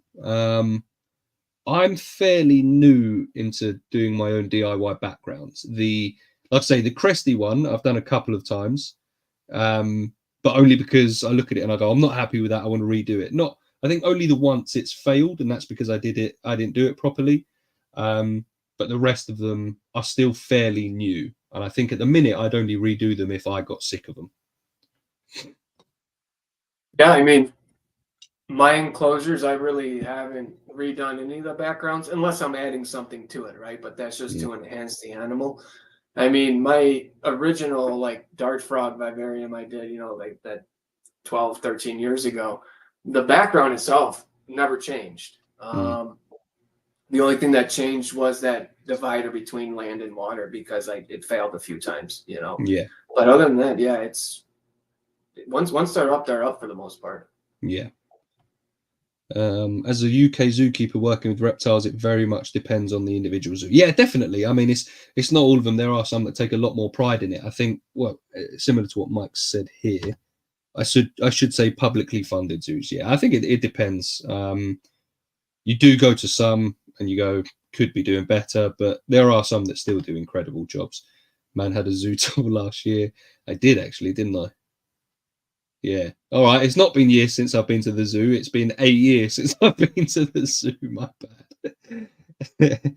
Natalia, zoopoxy will last a lifetime. I don't think we can get that in the UK, unfortunately.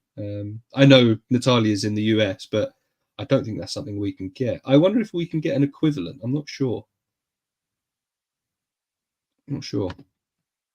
What is your opinion on reptiles and other animals for kids? In my opinion, is I don't think they go together. Yeah. Too often you see people get their kids a leopard gecko or a bearded dragon, and it's obviously the kid gets bored, and then that's it. Ends up suffering or being rehomed or being sold for the same price as it was bought for because they don't want to lose money on it because that's the way they see these animals. It's just money. So yeah, it can work. So the only example I'll give is there was a guy I was chatting to at work, and his daughter had been researching leopard geckos for months, months and months, and they were getting ready to pull the trigger for her because they realised she was being serious. And that's when I did mention this in a previous video that I said to them, if you're being serious, I will give you a leopard gecko with the entire setup because I was paid some kindness by Paul. He didn't want anything in return, just pay the kindness forward. I paid the kindness forward, and they were happy. Um, and she adores this leopard gecko. She still, I think she's got a little TikTok account for this leopard gecko. You can see the care that she takes over it. So sometimes it can be a good thing because it helps people get started in the hobby. It's a way of beginning that love, beginning that passion. It's just that you need to realize that if the child loses that excitement and it gets bored, you're probably going to be the one lumbered with it. So you have to have at least some sort of idea of what you're doing. Yeah, I would pretty much just parrot exactly what you just said. You know, I think it's catch-22.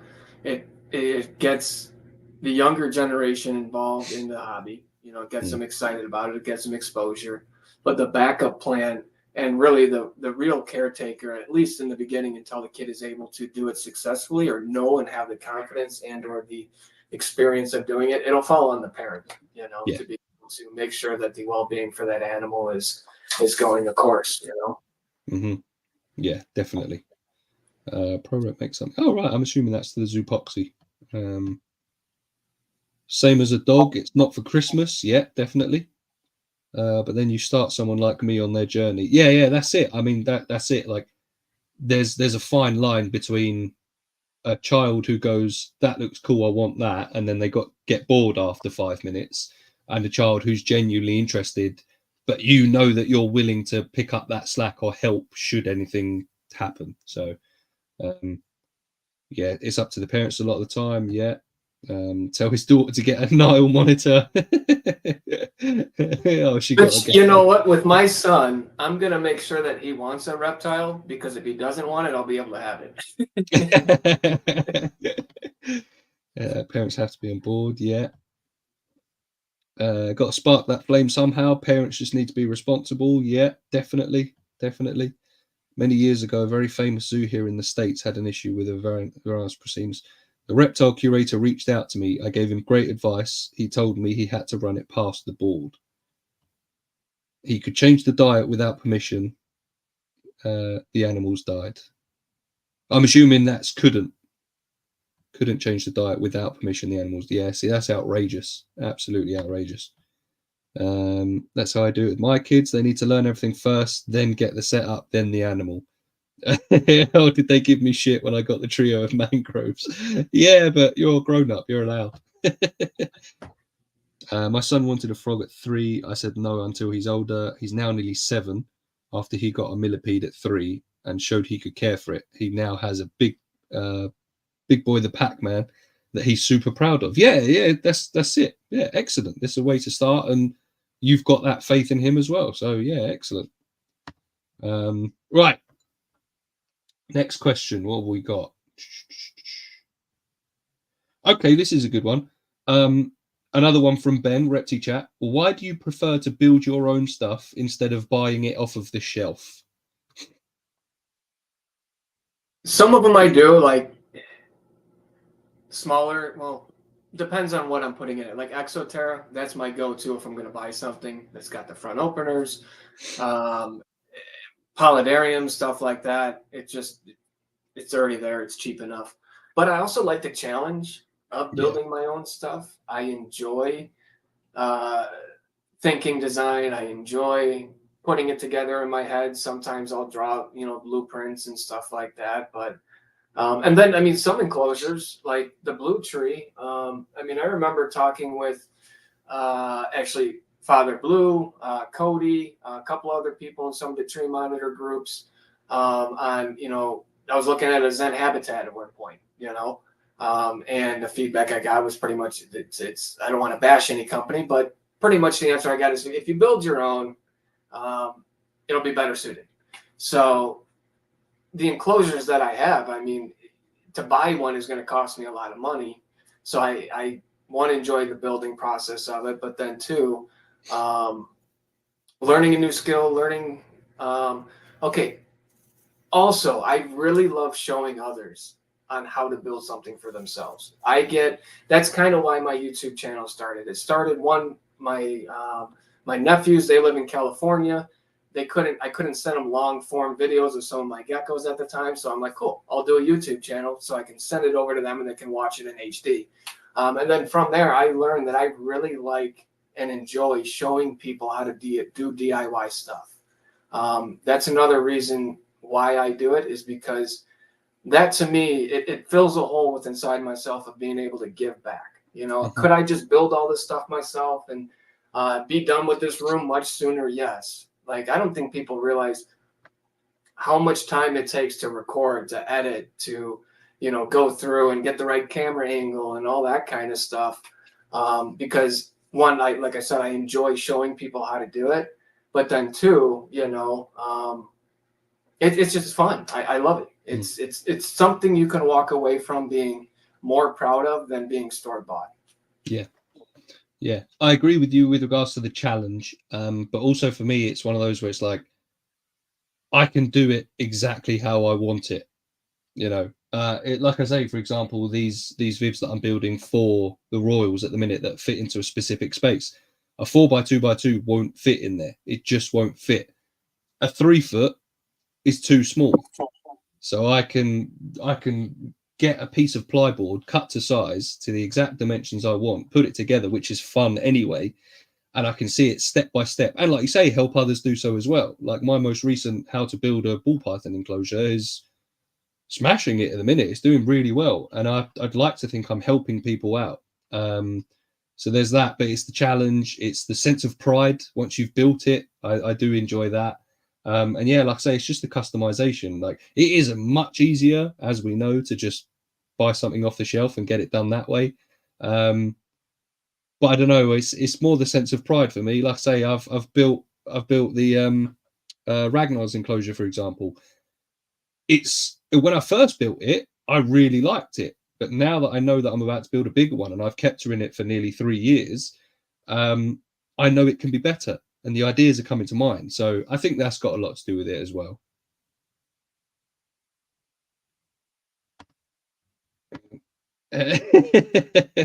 So hang on, just a quick one. Right, I'm out. Good talk, boys, and chat. See you all at the party at Paul's. Take care, Brad. Good luck with the little one, and keep up the amazing work. Riddler, 1 year boy, and you're gone. I will do my absolute best. Ravishing, got to run, boys. Keep up the great work. Appreciate you, Alex. Thanks for joining. I like to build because it's therapeutic and I know exactly how to fix anything that goes wrong rather than having to call customer support. And that's the thing as well. Like, if you do something wrong, you've only got yourself to blame.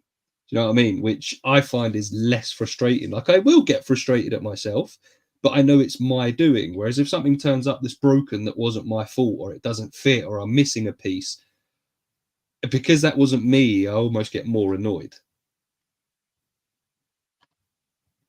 I love sharing my snake with my kids, but she's definitely mine. My son loves bugs. There's definitely an invert in my future.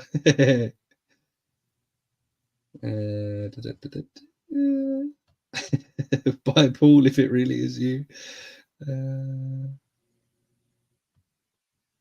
All right, excellent. Right, let's have a couple more. What we got? Do you have a preferred system of work when starting a build, or do you just wing it and see where it ends up? Good question. No, I got an idea. I got a vision. Getting back to, why do you do custom builds and stuff is just to fit the room, right? Mm-hmm. So I like it to be aesthetically pleasing, not only the interior but the exterior, and kind of have it all function together. I got to think about who's going to need a mist king, who's going to, maybe need a fogger. How much electric am I going to be hooking up to each enclosure so I can know what plugs to go into. And then, so I mean, I actually, where is it? I mean, I've got like a whole book of, all the things I've done over time, just writing down ideas. What it's not, might not be exact measurements, but it's how I want it to look and how I want it to function. And then just so it comes together, I guess, as best as possible with whatever's inside my head, and actually building it and getting out, and functioning the way that I want it to. Mm-hmm. Yeah. Yeah, I agree. It's having the general idea in my head, but again, I'm not good at writing things down or planning them. I'll have the idea, and I'll it's almost like organized chaos. I'll wing it, but with an idea. So it's almost like a mix of both. Yep. Do you prefer building arid or tropical enclosures? Arid's a little bit more simpler. There's not as much as a plant base, I guess you can say. Yeah. It's more like rock ledges and stuff of that nature. What do I enjoy more? Tropical. Yeah. I've not done much in the way of building arid enclosures. So the leopard gecko has had a nice upgrade, with my care and things like that, but I haven't really done masses. Like, I do want to do her a proper little background, like caves and things like that. I think that will be really cool. The majority of the stuff I've done so far are tropical enclosures. We've already asked that one. We've asked that one as well. Oh, this one will be interesting. Would you ever consider building a multi-species enclosure? And if so, what species would you like to cohab and why? Good question. So the 36 polydarium that I have is, I guess, technically, a cohab. It has fish, it has dart frogs, and then it also has a reeds tree frog in it and a glass frog. They seem to get together just perfectly. I did have morning geckos in there at one point, but I had since got rid of them because, 2 turns into 4, turns into 8, turns into 16, and Yeah. keeps going. And they kind of have those different cycles within their life, right? Diurnal, nocturnal. The fish are the fish. They kind of do their thing down below. I would love to build something huge with all different types of species. I don't know what they would be. I know that I would have to focus in and do a lot of research, ask a lot of questions to the people that have gone and done it before, to see what were their successes, what were their failures, would they do it again, do they regret it, or is it working great, so Yeah. I think for me at the minute, the furthest I'd go is having fish and a reptile, or fish and amphibians, or something like that. I don't know enough about cohabbing of different species to even consider doing so. I know it can be done and it is doable, depending on obviously enclosure size and care and the animals and things like that. But I would quite like to do a setup that's got fish involved as well, because I like fish keeping. It's good fun. So I think that would be cool, like similar to what you've said, like having a glass viewing panel with fish in there. I think that's I don't know. I just think the idea is really cool. Yeah, I'm buzzing for that one, man. That's gonna be super cool when it's up and Yeah. running. Question: how do you source feeders, or do you raise your own? To be fair, yeah, I'm trying to sort of get a colony of dubias going, which is going okay. It's not doing too badly. But the rest of them, to be fair, because I haven't got a massive amount of animals, I don't mind just getting bugs each week. So I don't mind too much. The thing is, the locusts, I know obviously you guys don't have this problem, but the locusts are quite a little bit harder to breed anyway. So to be fair, I'll bulk order online or get some from my local pet shop. Yeah. Yeah, sometimes that's just the easiest way. I got a reptile show Mm. 15 minutes from my house every 2 weeks. Pick up 500 crickets. I Yeah. do have a small dubia colony going, and then I order a lot of my feeders. I started using Blake's exotic feeders recently, and his Okay. quail are, I've gotten them from other places in the past. Blake's quail, I mean, you can just tell that they're super healthy. They're loaded, their guts, they're not like as skinny as some others, I've gotten in the past. Yeah. Yeah, cool. But I'm not going to have a quail farm. Yeah. Too much, I'm going to be building a dart frog morning gecko enclosure at some point this year, and I'm so excited. That sounds good, mate. That sounds really cool.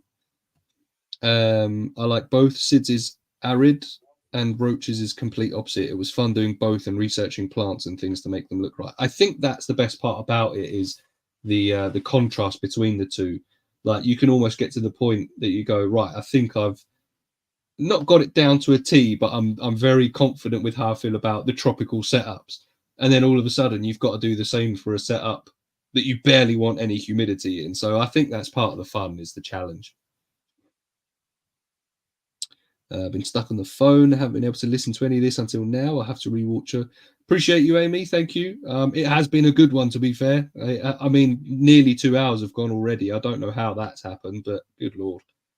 Damn, I need to move to Illinois. We never get shows in SD. What else have we got?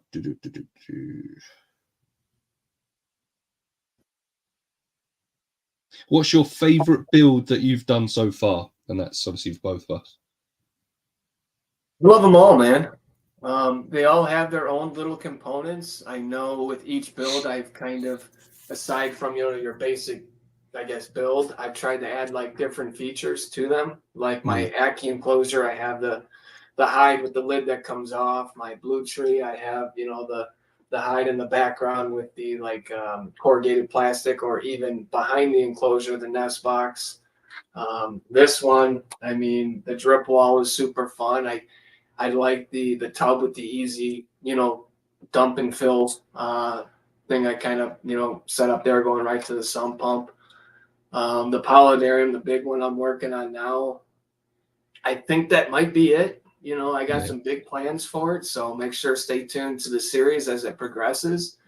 I don't really have a favorite. They're all unique in their own way. And that's getting back to, why do you do DIY? Why do you build yourself? Is because you get to do exactly what you want to do, Yeah. So with that, you get to do that, exactly what you want to do, and let your mind run free and be open to the challenge. Have an idea, paint that picture of the idea, build it, create, and there you go. See, I think this isn't really related to the question, but it's just something that's come to mind while you've been saying that. I think another thing that I really enjoy about doing my own builds is the fact that, like you say, it can take you away from reality, because it's something you're always thinking about. Like at the minute, just for example, obviously we're very close. My wife is heavily pregnant. We're close to having our second child. It's stressful, things at work.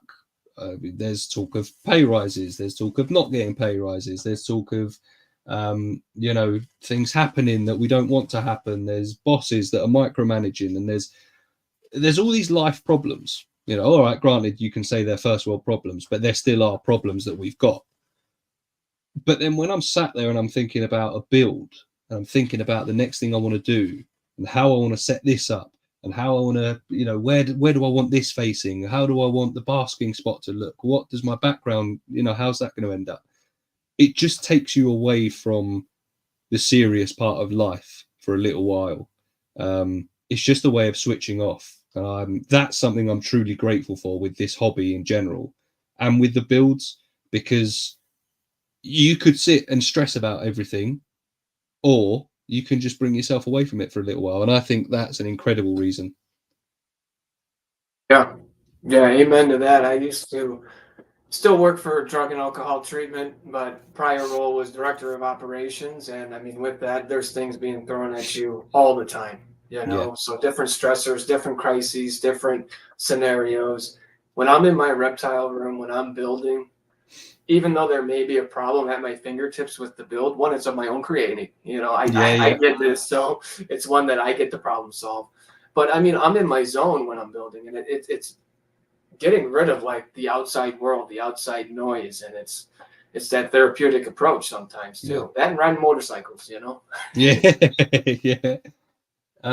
But to answer his actual question, I think so far, I'm similar to you. It's very hard to decide between the ones that I've done. But I think the one that stands out the most is my most recent Royal Python build, only because that one I did from scratch myself. Like the other ones I've done in enclosures that they were already there, and I've just done the background and the design inside. So the Tokay enclosure, for example, that one was quite fun because obviously it was a Repti breeze for a chameleon that I converted into something that can house a humid, like tropical species. So the Tokay. So that was quite good. I enjoyed that, but it was still like the frame of it was already there. The milk snake enclosure recently, again, the enclosure was already there. I added some vents, I did the background, I did all the decoration in the middle. Really happy with it. But that Royal Python build, it started from a length of plywood. That's it. Do you know what I mean? And then all of a sudden, you've got this cut to size enclosure that's painted to the color I want. It's got the runners, the glass, everything, and I'm really proud of it. And it was things that I'd never done before. So the caves, for example, I'd never done the grout method before. So happy with it, and it's taught me a lot. So yeah, I'll probably go with that one, to be fair. Which was an epic build, man. Thanks, dude. I appreciate that. More to come. More coming. Maclanta, Pilbarensis and Antaracea pathensis are all arid outback Australia themed iron or rocky outcroppings. That sounds cool. That sounds really cool. I finally have someone to help me with building an upgrade for my peach throat. Thank God for Skylar, Peach Throat Passion. Yeah, shout out to Peach Throat Passion. He's got some good stuff on his socials. We're building an 8x4x4 with an elevated water tub with a drainage system. Sick. That sounds cool. That does sound cool. I'm looking forward to seeing that, Amy. Stick insect enclosure, that was from scratch, I guess. But the door, I don't know if you remember in the video, I sort of broke the door. I never got round to fixing it again. So it sort of worked to an extent, but I never got it perfect again after that. Amy, I just put another group of Jobiensis together, one of my favorites. Nice. More baby Jobies, prayers up. It's this. Thanks, Will. I'm tapping out. Really enjoyed this, and we'll catch up with the rest over the weekend. Might see you tomorrow, Riddler. Legend. I might finally get to meet Ben. Geezer. Sweet. That's pretty awesome. Excellent. Right. I think we've probably got time for maybe one or two more. There was one I got from Jay at RDJ Reptiles, and this was quite a good one. Is Bioactive actually beneficial to our reptiles, or is it just a band-aid to our egos to make us feel better? So I think what he was getting at that is, because what did he say after? He said, obviously, the animals that we keep, most of them don't know what nature in the wild is because they were bred in captivity. So why does it need to be bioactive? I think that's why he was sort of getting at. And then the thing that I had is a lot of people have just started throwing the word bioactive around because they've got a plant in there and a couple of wood lice. which isn't truly bioactive. So it is a bit of a grey area that's being discussed a lot. But let's start with what he said. So is it actually beneficial, or is it just for our egos? No, that's a super good question. I think it's case by case. Did you get an import? Are you trying to make sure the animal's healthy? Do you want to go ahead and throw them right into a bioactive enclosure out of the gate? I wouldn't. I would make sure health is up, vet checkups, make sure that there's no parasites or anything like that. Mm. And but then to answer the question, I do. I think naturalistic is going to give certain stimuli to the animal. I think having real plants over fake plants, the animal's going to know. I mean, and like my chameleon enclosure, if I were to have fake plants in there, and if I were to go, zap a cricket and pulled in some of that fake plant and ingested that, it's going to impact them. It's going to cause harm and health and all that kind of stuff. The microfauna, isopods, springtails, and who else knows what people use, which there's a lot of other beneficial cleanup crews. I mean, with my blue tree enclosure, I spot check it every so often, but if he goes to the bathroom, by the next morning it's gone. I mean, it's completely disappeared. Yeah. So that's super cool, which is then the microfauna, the cleanup crew, they're going ahead and they're pooping that out, adding fertilizer to the plants. Plants are growing healthier. They're also pulling nutrients from it. I think it's better. I'm going to stick with that. Hands down, point blank, bioactive is better as long as you know what you're doing.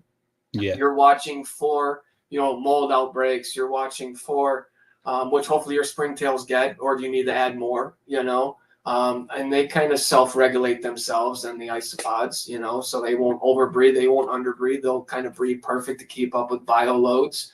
I think the plants in themselves are going to be able to bump humidity for those certain species, so you can dial them in just right. There's so many advantages to bioactive. Yeah, I agree. Because I think the other argument that people are starting to throw around is the difference between naturalistic and bioactive, which that's probably a whole podcast in itself. But there's a lot to be said for both. Like some people prefer naturalistic because there's less maybe maintenance, whereas bioactive, obviously, you've got to make sure that you've got the different microclimates for your cleanup crews and things like that. So I do get it, but like you say, as long as you do the research, you know what you're doing, you know what you're looking for, and you've got an idea in mind, I think it's probably the way to go. What's everyone saying? Amy, I would love to get another Jobiensis at some point. Yeah, I don't blame you. I need to build enclosures for the trio, planning on doing it when the kids are on summer break in a couple of weeks. Could be the reason I put this group together. Nice. Is there something such as beginner reptile? Because aren't all reptiles high maintenance? So this is a good one, because a lot of people are now starting to, because back in the day, I say back in the day, like I've been doing this for years and years. I've been involved for a little while, but even just a few years ago, people would go, yeah, bearded dragon. And now a lot of people are saying, no, not bearded dragon, because it was a case of, you keep it in a box with sand. It doesn't want any humidity or it'll get a respiratory infection. Feed it lettuce and bugs every now and again and jobs are good. But we know for a fact that there's more to it than that.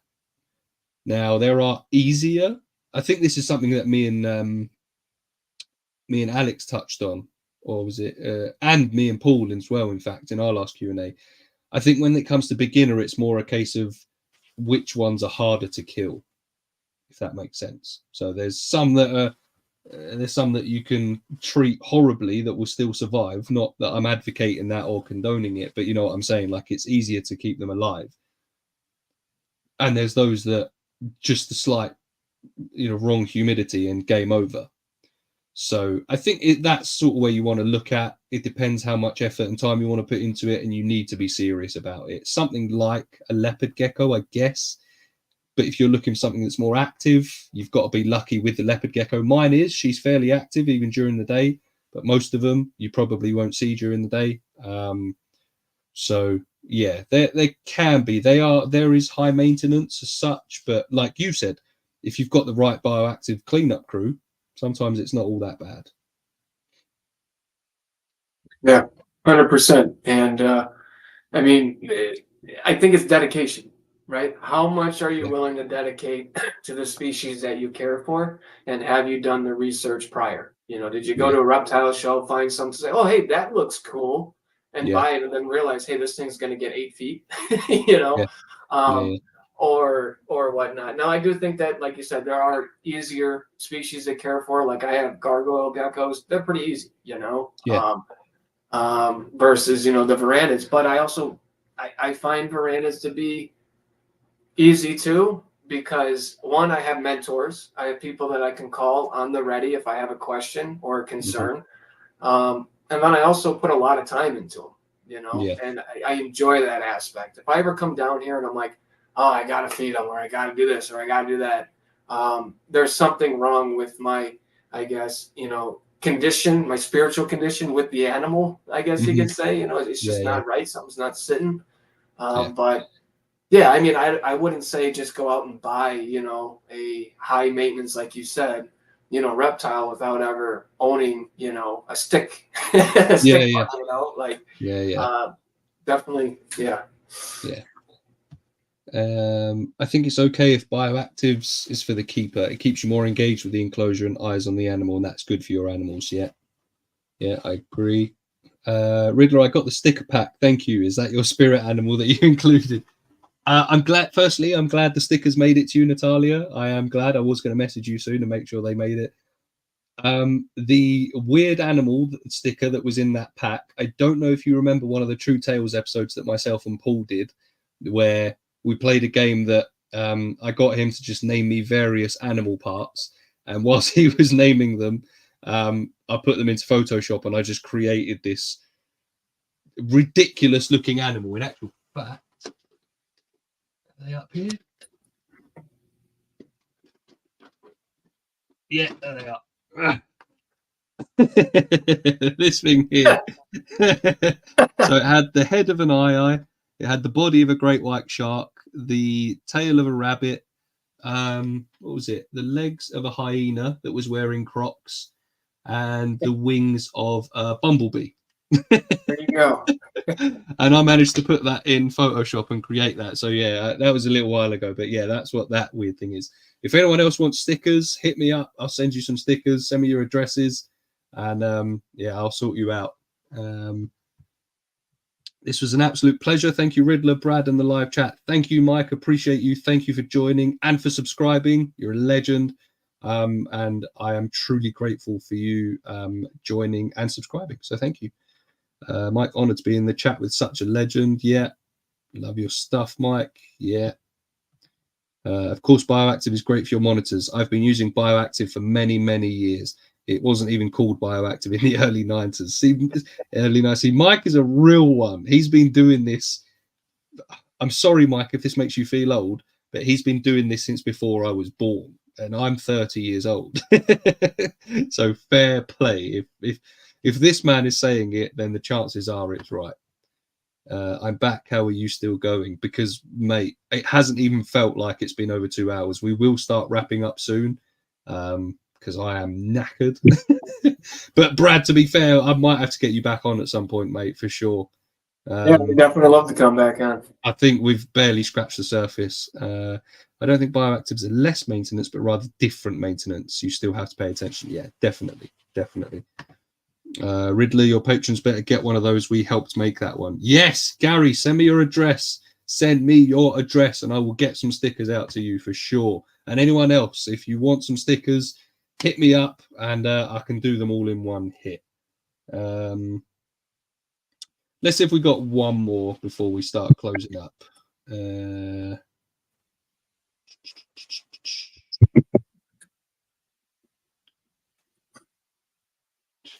Where was that one? There was a good one here somewhere.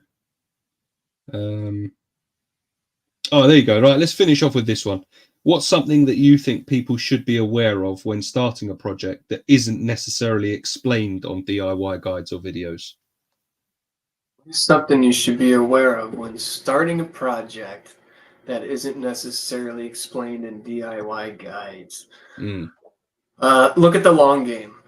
yeah. Look at the long game. Yeah. Is this gonna be hard to fix in the future? Is it gonna be hard to service in the future? Is it gonna be hard to maintain in the future? What I'm creating, is it gonna be more work than building the enclosure? Like originally, even just like with the water tub here, I'm like, well, I could shop back it out. I'm like, that's gonna be a pain in the butt every time I Yeah. need to do it. So Yeah. Yeah. uh, work smarter, not harder. Yeah. Sometimes it's worth it to put in the extra hours while building to make the life of the enclosure, because I also, it's not only the animal but the life of the enclosure, Yeah. um, last a long time. Um, don't don't cheap out on stuff, right? Like my kid turned me onto the Zoopoxy stuff. Dry lock, it works great for certain species, but Zoopoxy is going to last a long lifetime. Yeah, it's a little bit more expensive than a can of dry lock, but the maintenance I'm never going to have to do on this is Mm, amazing. As yeah. far as repair jobs and stuff like that. Um, yeah, when starting, think about, am I going to be able to get this through a door frame if you're building something huge? If Mm, not, where am I going to cut this, in thirds so the shelves aren't, in the middle of the saw blade? Because if you see, I have it kind of set up to where I can just rip this whole thing in half and mhm. get it out the door frame that way. Think about the long game. Like right Yeah. back to the original answer. What's the long game look like? And go from there. Yeah. Yeah.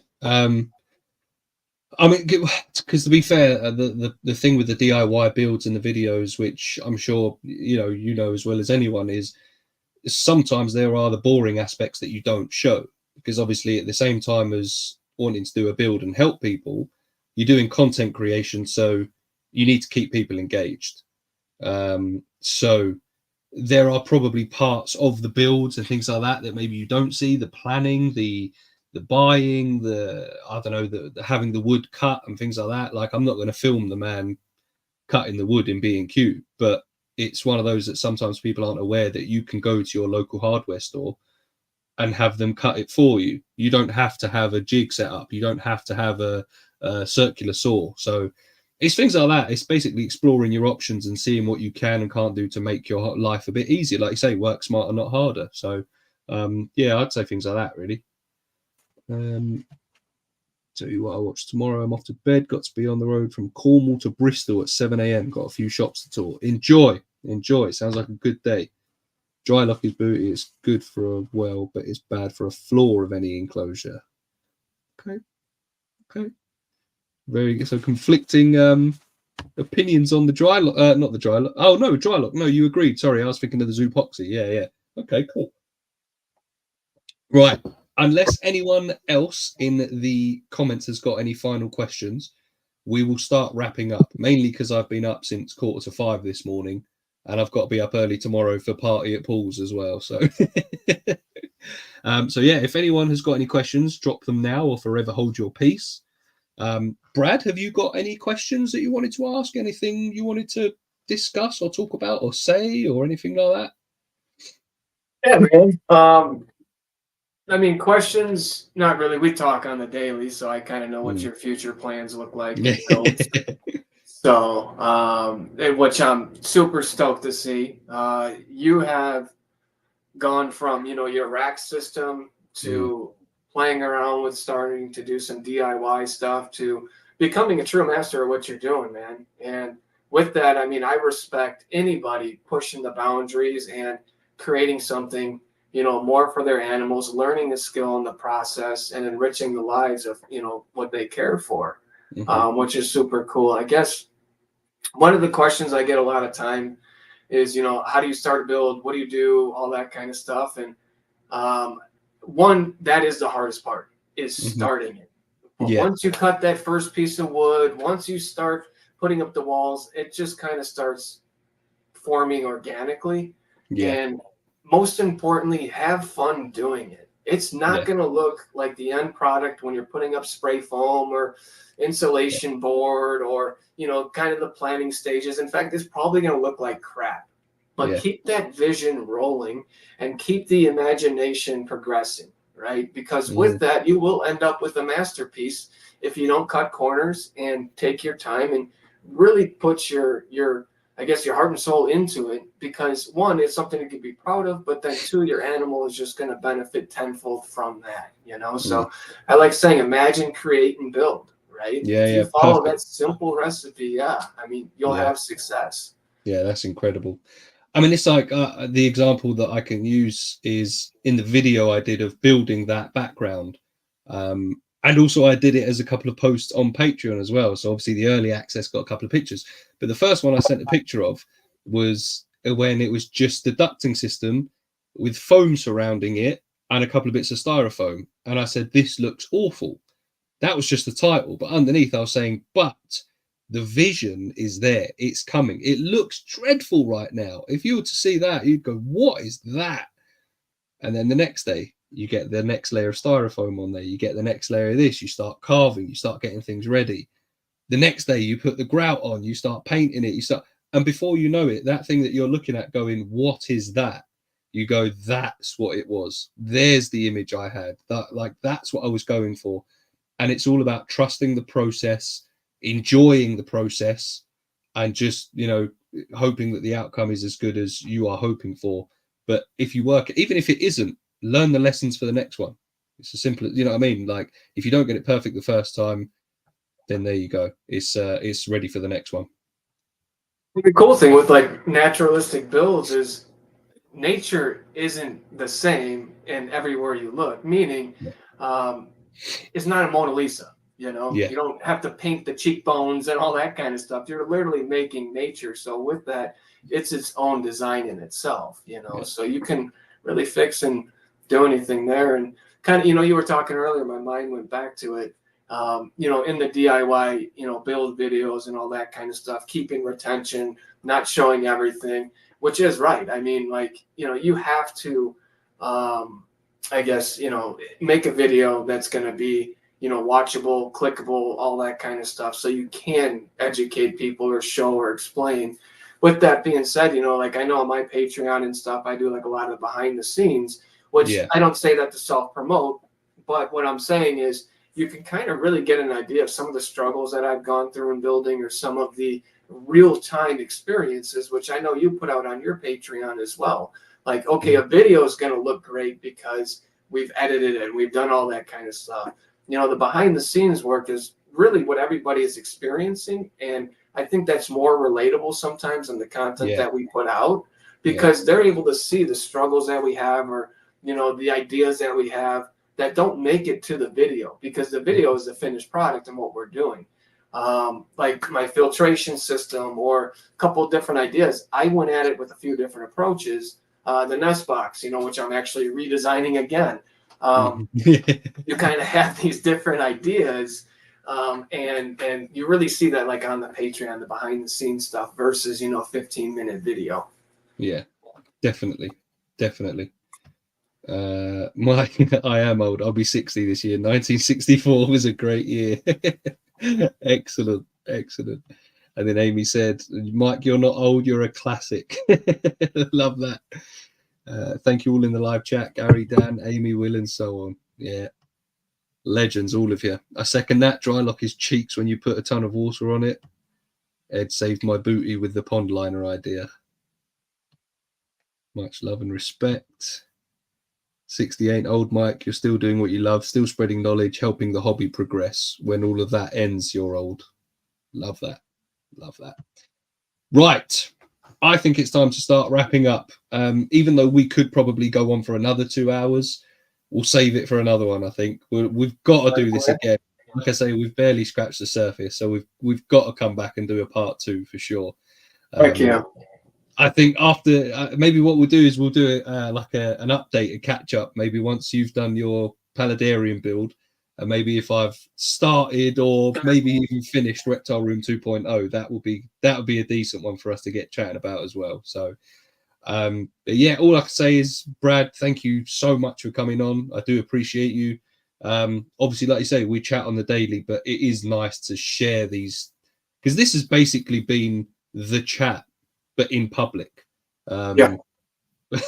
Without the banter and without, Yeah. absolute pleasure. So thank you for coming on. Everyone watching, commenting, getting involved, sending in your questions, thank you. It really, really is appreciated. It's very unlikely, but if you're not subscribed to Brad already, please go and do so, because it's one of the best subscriptions you will ever subscribe to. But yeah, I just want to thank you all for joining, and thank you, Brad. I appreciate you, and it's been a pleasure. Yeah. Thanks for having me on, man. It was a good time, and looking forward to doing it again. Anytime. Right, take it easy, everyone. Lots of love, and yeah, we'll see you in the next one. Peace out.